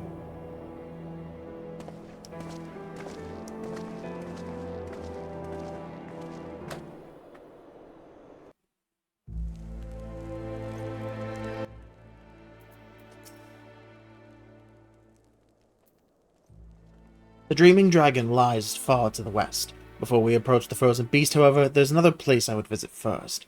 I am told the convictors have set up a camp at Twin Pools. Their leader, Jean may have information of use to us. But perhaps you are not familiar with that name either. The convictors are dragon slayers, after a fashion. But I'm willing to wager that they encounter their fair share of heretics. If we are indeed walking into a trap, I would learn all there is to know of our foe. A sound suggestion. Let us speak with these convictors, then, and temper our haste with a measure of caution. Okay, and my tea should be ready. Should be about as fully steeped as it's gonna get.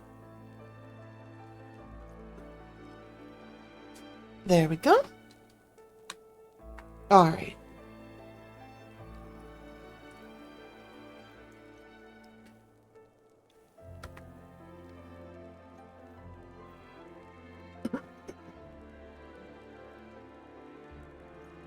Just pour a half mug and some water, and hopefully that will be enough.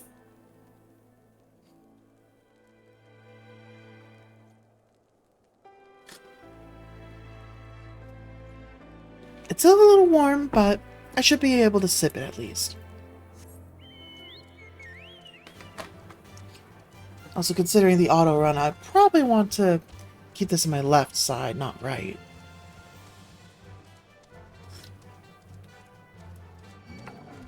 I wonder if I have some honey to add to this. That would actually be really nice right now. Okay, while we have a straightaway, give me one quick second. Okay, let me correct for it.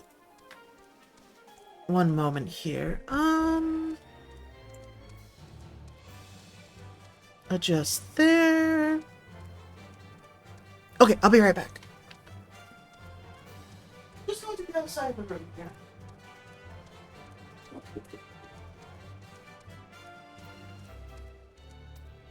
Perfect. I still have my orange blossom honey over here. That'll be more than enough. Oh. And my spoon. Perfect.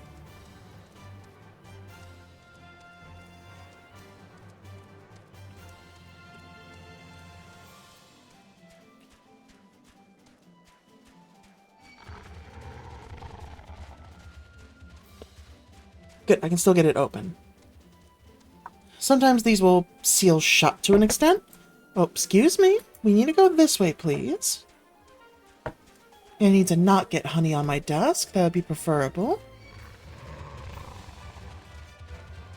I am doing this left-handed, so I don't expect the best results. Oh, that wasn't that bad. Okay.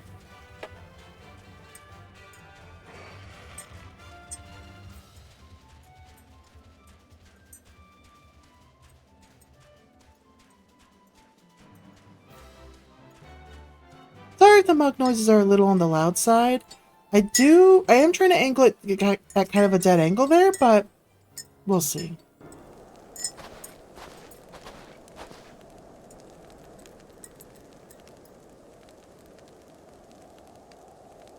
Well, well, what do we have here? Hoping to join the esteemed ranks of the convictors, are we? The hard-eyed lass looks promising, but you have a frail look about you, boy. I give you 3 days out of the wild to claim your corpse. I beg your pardon? Be not so quick to judge. I have seen this frail youth fell heretics with a flick of his wrist. And who are you to question my... By the Fury! That armor, that lance, the Azure Dragoon himself graces our camp. Pray forgive my disrespect, I am Sir Jeanelot, leader of the Convictors and fellow slayer of dragons. May I ask what winds, fair or foul, carry you to our humble camp? Yeah, we're trying to find out about the heretics and need to go to that dragon thing. Ah, Lady Iceheart, is it? Aye, I know her by reputation, but I'm afraid I've seen naught of her or her people. That said, my own men can be, somewhat lax when it comes to making reports. You may wish to question them yourselves. Thank you, we shall. Sorry, I'm trying to stir some honey into the main kettle, or the main teapot, just so that it's all already sweetened and ready to go. There we go. That should be pretty good. Avril? Astilian? Let us make our way through the camp and see what information there is to be had. That should be about the end of the cutscene. Sorry, just need a little more paper towel. And complete.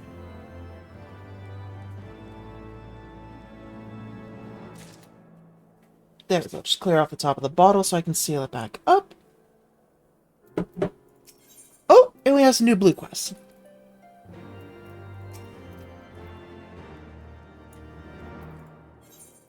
Perfect.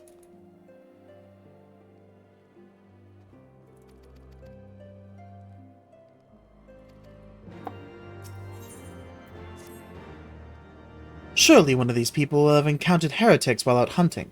Pray, speak with as many of them as you can of it.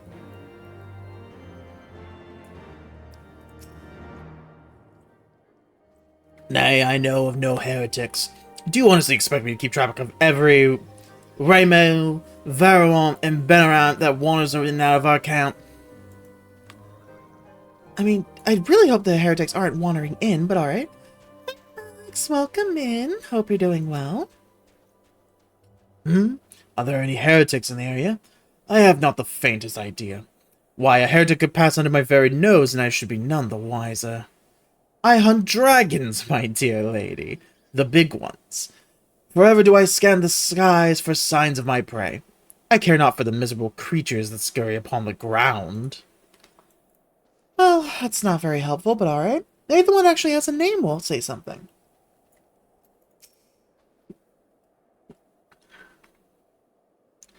Looking for heretics, you say? Why don't you go and bother Pyrrhic or someone?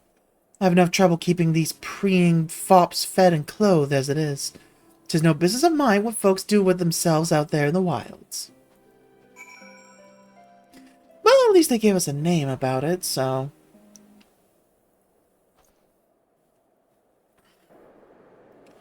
Something I can help you with, milady. Heretics, is it?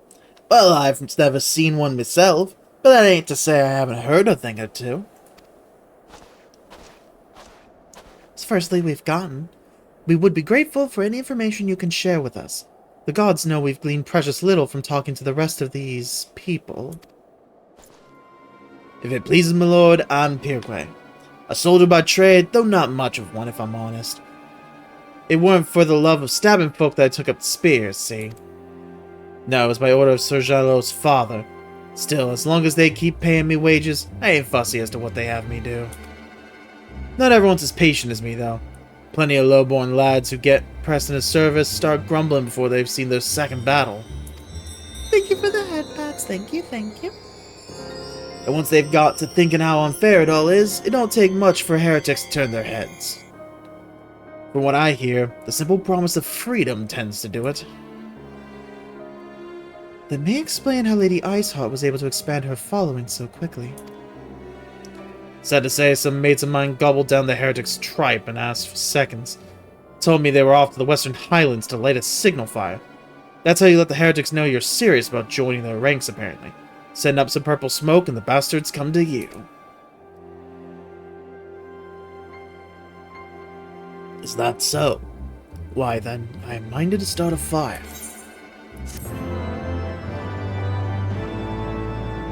Yeah, adding a little honey to the tea has definitely helped make it a bit more potable, a bit more palatable.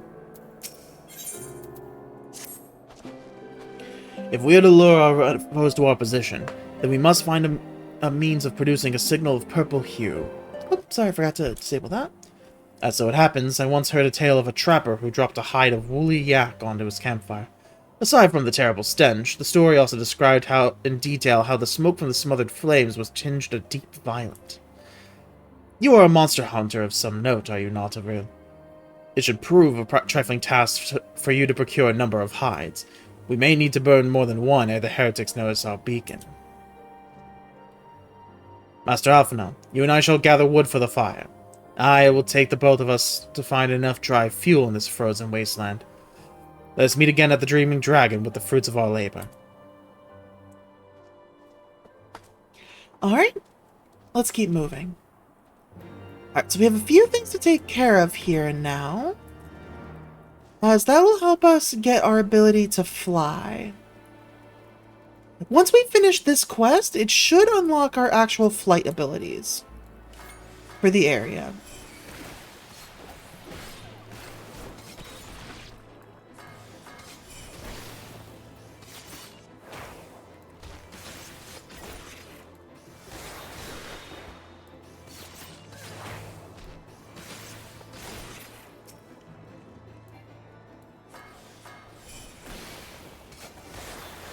Luckily, these side quests are pretty quick.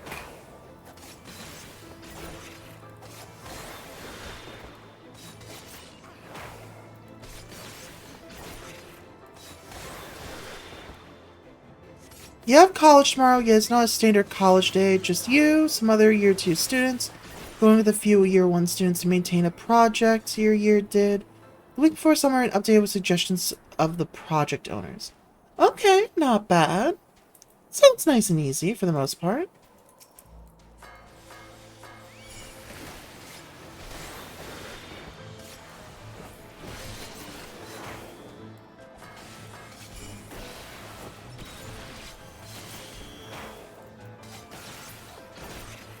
Alright, that's the last of those. Then we still need to... let's see. Yeah, we have one more quest up here for the dungeon. And then I believe there was one more, but I don't remember where. Oh no, never mind. We are... we're in a pretty good place, I think. Never mind. I think we might be short one more quest. We'll see.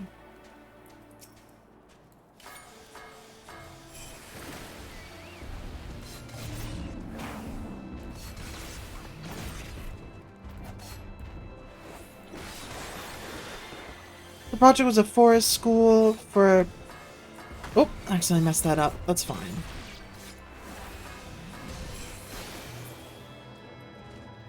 Project was a forest school for a primary elementary school, 5 to 10 minutes away. Nice, nice.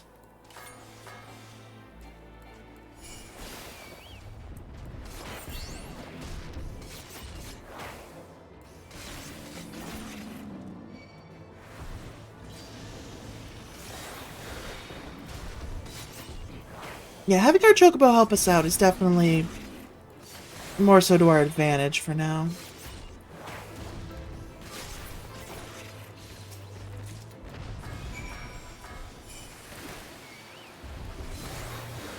What's up, Morgan?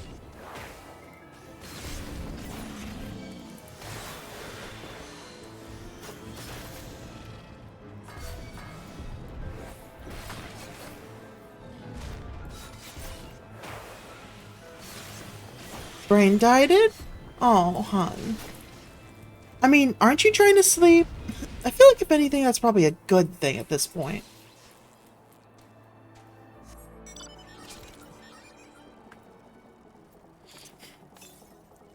Let's see, 300 yalms to the west. I'm not gonna worry about that.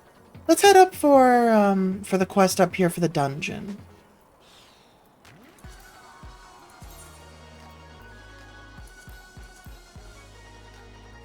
Okay, yeah, we're still quite a ways away.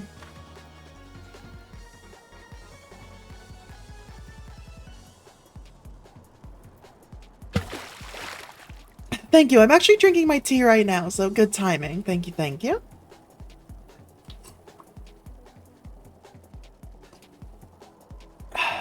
Made sure to take some bigger gulps there.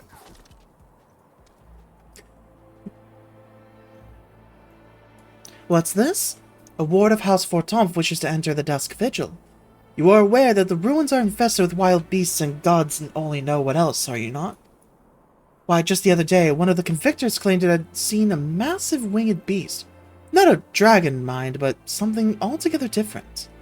But far be it from me to deny an esteemed personage the opportunity to kill herself in new and interesting ways. Pray go on ahead.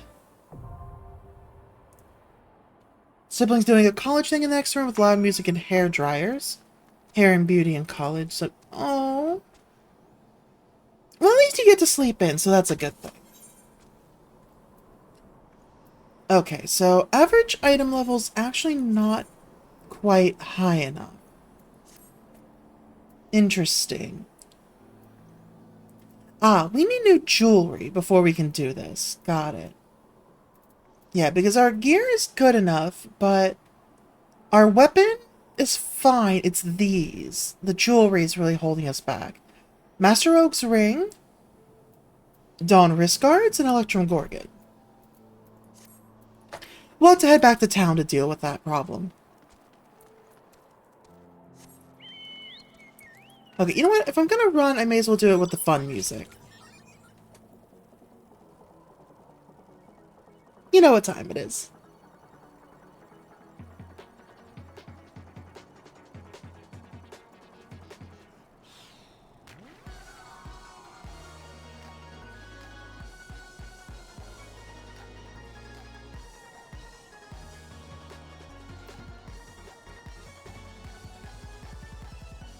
The most awkward, but also the most important task, huh? And what would that be?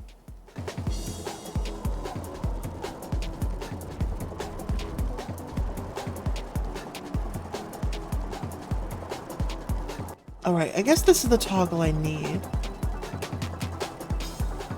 Put the headphones back on. There we go.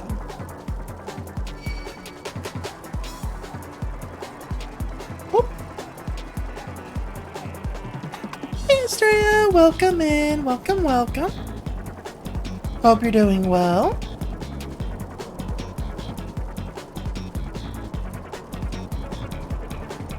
Oh, there's our Aether Current. Wonderful.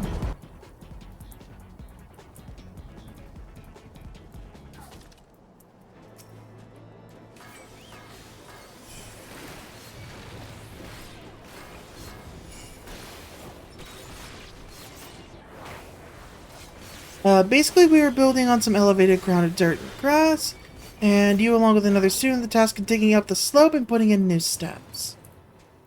Ah, gotcha. Yeah, gotta make it actually traversable.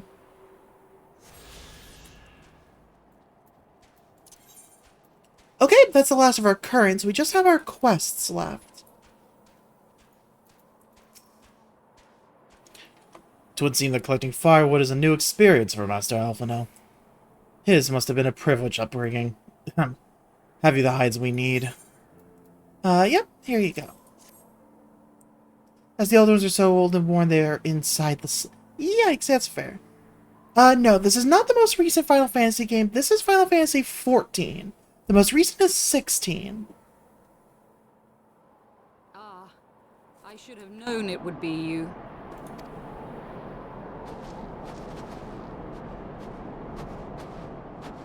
Word reached me of a struggle with a small but well-armed band of trespassers. Forgive my comrades their hostility. Few come here uninvited, and fewer still with good intent. Now, tell me why you are here.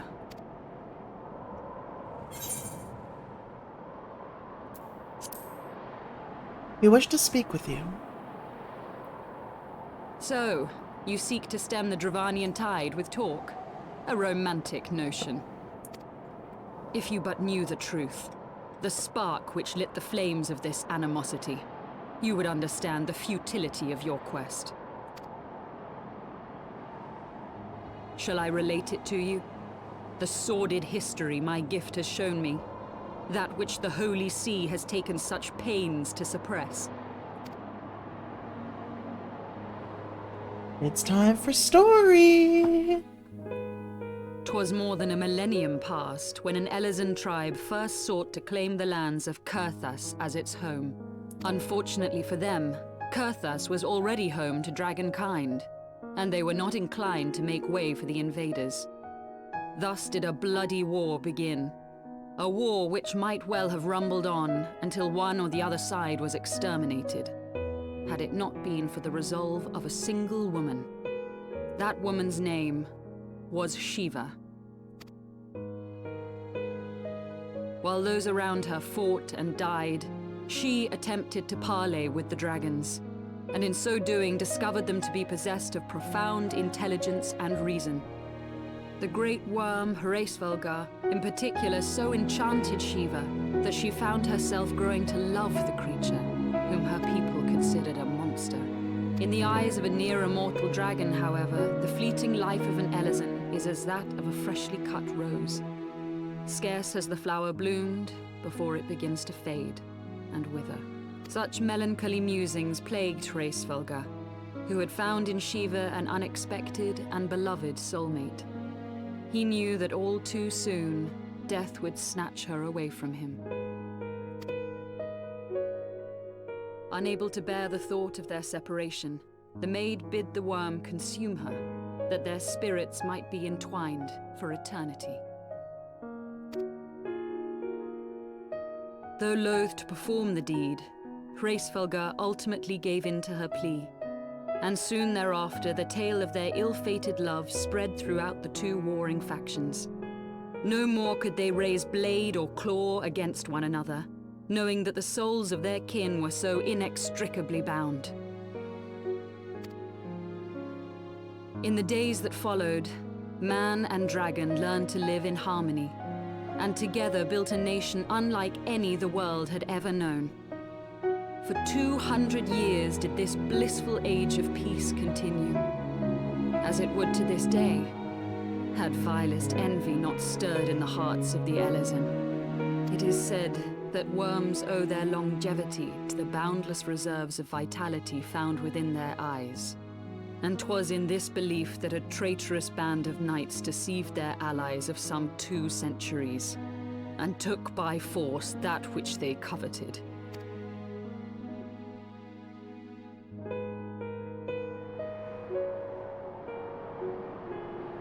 Nidhogg, he who now stands poised to unleash his wormlings upon Ishgard, was the great dragon who lost an eye to Elezen treachery. And until he prizes it from the hands of the traitor's progeny, no amount of conciliatory words will stay his fury. You are wrong, Lady Iceheart. Lest you misunderstand, I do not doubt your vision of the past. 'Tis true that Nidhogg greatly desired to reclaim the Eye. Indeed, it was for that very reason that I kept it with me as I roamed the land, attempting to draw him away from the city.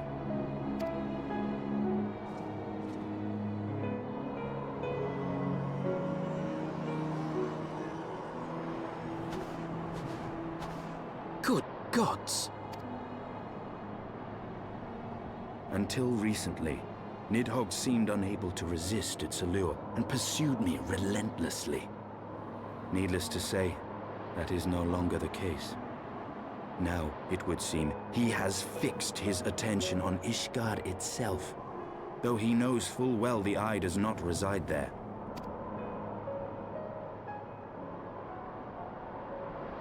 You believe he targets the capital for another reason? I believe reason has all but left him. Through the Eye, I feel much of what Nidhogg feels, and the dragon's thirst for vengeance will not be quenched by aught less than a sea of blood.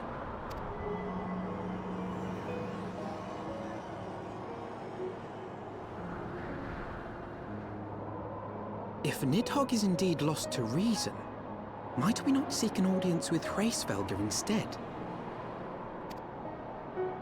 He has thus far shown no inclination to aid in the invasion of Ishgard, and may yet welcome our efforts to broker a peace. You still believe that a peaceable solution can be found? Very well. I will take you to him.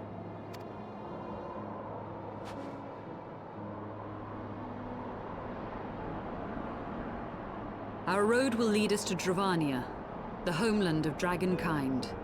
There we shall ascend unto the clouds, where Hraesvelgr resides.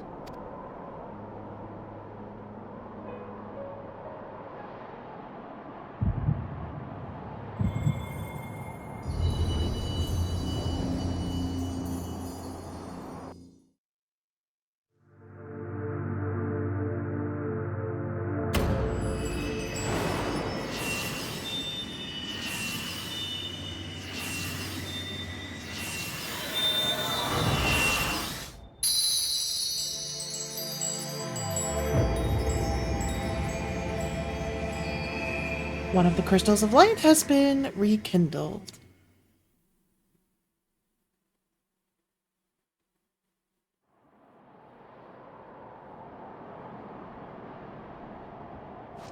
Is aught amiss, my friend?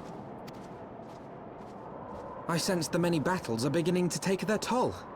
Rest a while, and should you lose sight of us, Dravania lies beyond the mountains to the west.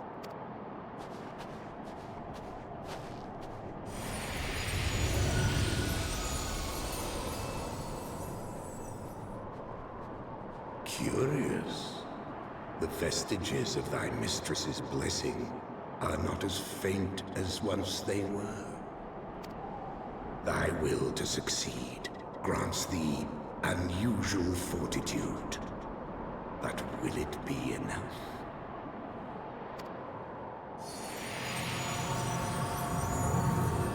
Just a little baby dragon narrator. Don't worry about him.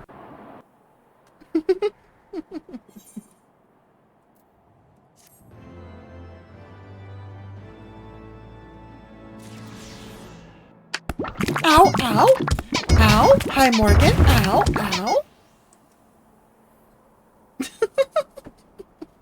One thing is, you don't know what to do. Your voice died on you earlier, so you don't want to play games anymore.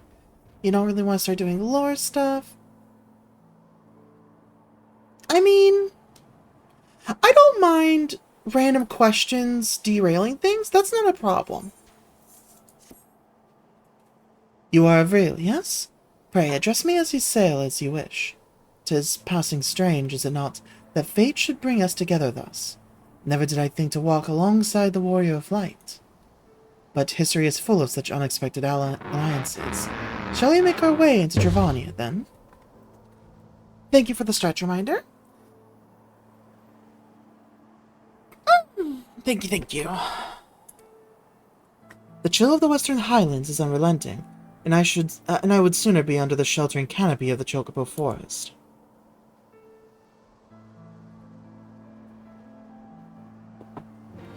Alright, so before we continue in that direction... Actually, no, we'll still have to queue for the quests, so never mind. We should be alright.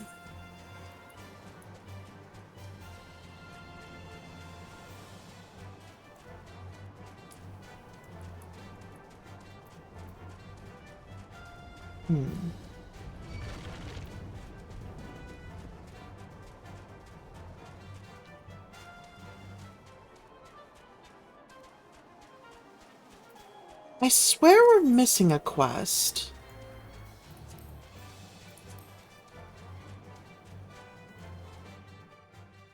But that's fine. It's not the end of the world. And now for a new area. Beyond Abalathia's spine, the great mountain range that spans the continent of Aldenard from east to west. Into the deepening shadows of Som-Al, where lies the ancient home of dragonkind.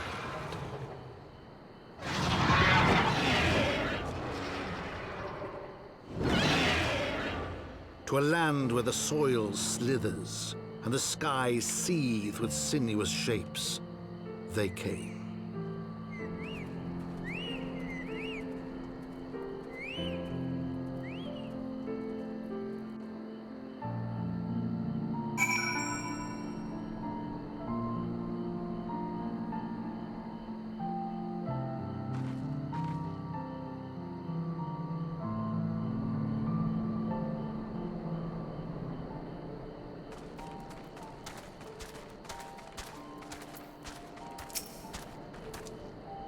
We now stand on... Oh, my bad. I need to swap back to the other app here.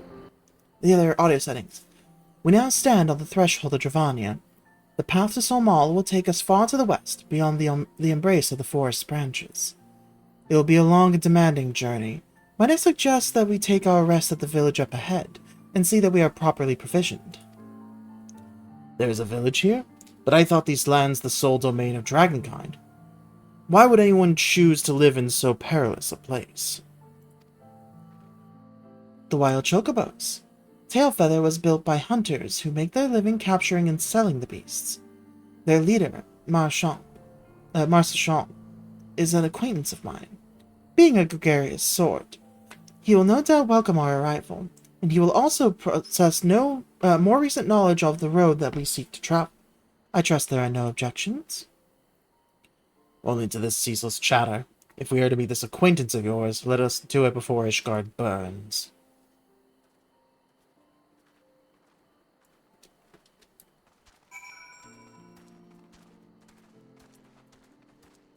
You're good. No worries, Estrella. You do what you gotta do. Let me go and pick up this Aether Current here.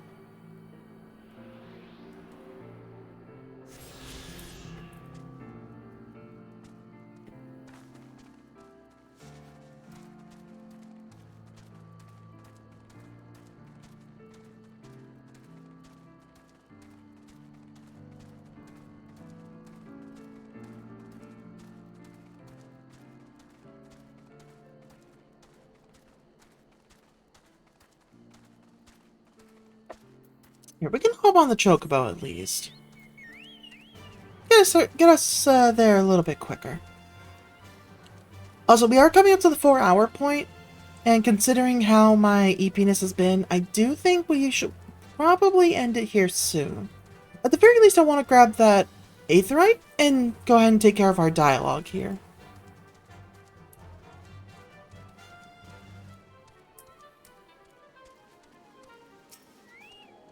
Alright, so we'll go ahead and grab that. There we go. We'll see if I sleep or not. I might just kind of rest and take it easy. To be determined, you know. And there's Marchand.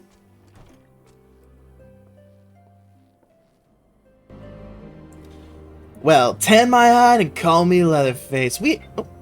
Yep, there's the alarm to say that's 4. Well, tan my hide and call me Leatherface. We have visitors. Oh, and if it ain't the loveliest sail, it's been too long ago. That it has, Marchand. That it has. My companions and I are on pilgrimage to Som-Al. Might we stay in Tailfeather a while and prepare for the next leg of our journey? Of course. Stay as long as you like. In fact, I wouldn't suggest leaving the forest at all. The dragons have been absolutely bleeding murderous of late. Forgive me, sir, but I'm not sure I understand. Do the dragons not bother you here in the forest? Bother us? Did Sale not explain things to you, boy? You've seen them towering callum trees all about, haven't you? If you were flying above the canopy, you'd barely be able to see the ground. And as you'd expect, the local wildlife's canny enough to stay hidden underneath the leaves, which is why the dragons do their hunting elsewhere, and we can do ours in peace. I see. Thank you for the explanation. You're welcome. Now, I won't stop sail here, but the dragons ain't the only thing you need to keep your eye out for, especially if you're set on heading west.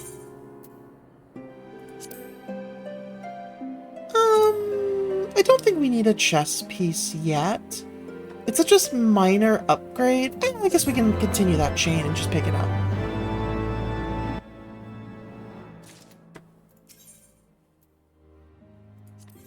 May as well pick up the Aether Current quest while we're here. I dare say you're wondering what could possibly be worse than dragons, eh? Well, I'll tell you, the bloody Nath. They're what might get if you crossed an antling with a megalocrab and taught the thing how to walk on 2 legs. They never used to stray far from their hives out of fear of the dragons, but they've gotten a lot more aggressive of late, sending out war parties from moms in all directions. They've even taken to harassing the Dravanians in their own lairs, if you can believe it. And when they venture into the forest, which is more and more, by the way, they certainly ain't afraid to come after my lot. You can only imagine how much worse it'd be closer to the Nath home territory.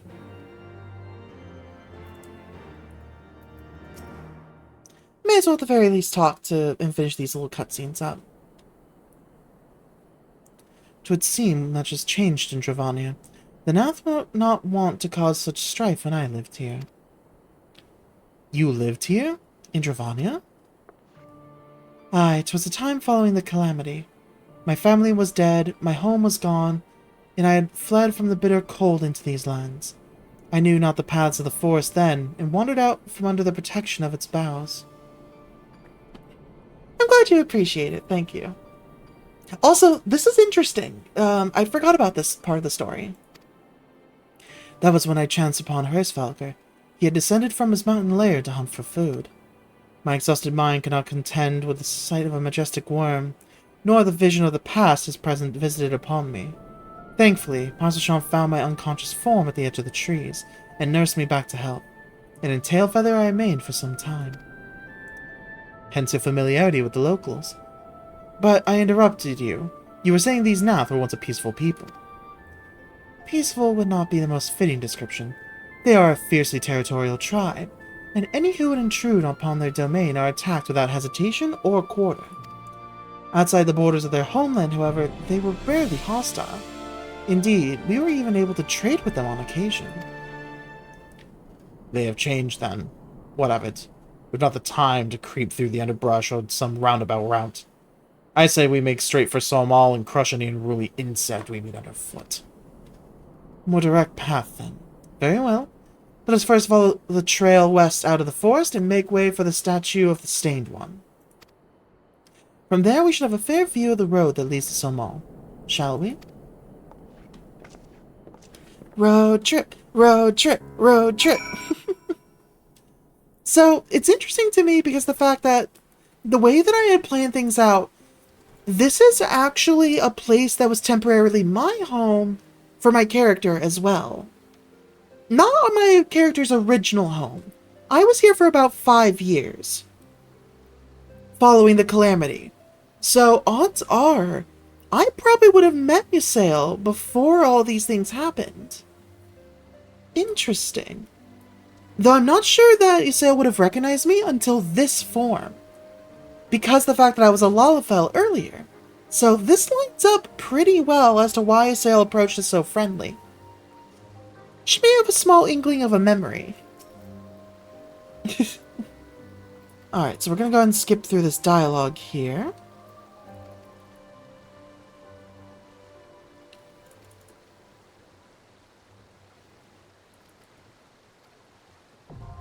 Sightseeing log expanded. Nice.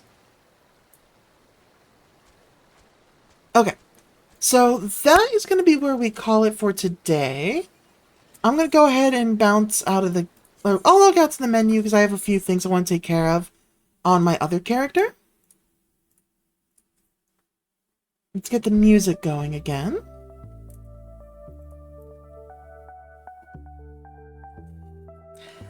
I'm glad that you liked it. Let me take a look and see who's live so we can see who to raid.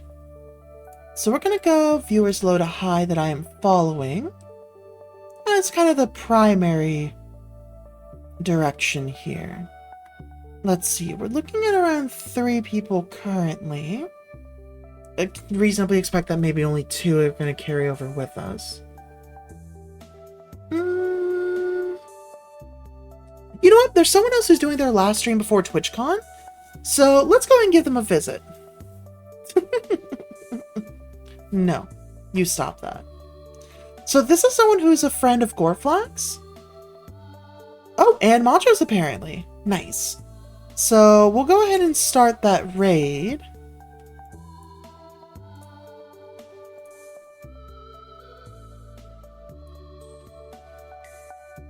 They're not saying anything, but they are still live and doing stuff. They're working on an art commission. It looks like emotes. So, as usual, thank you everyone who was here before, anyone still here now, and anybody watching later. I will see you all next time tomorrow for some Baldur's Gate, I believe. Alright, but yeah, as usual, just drop by, say hi, and yeah, I will see you all next time.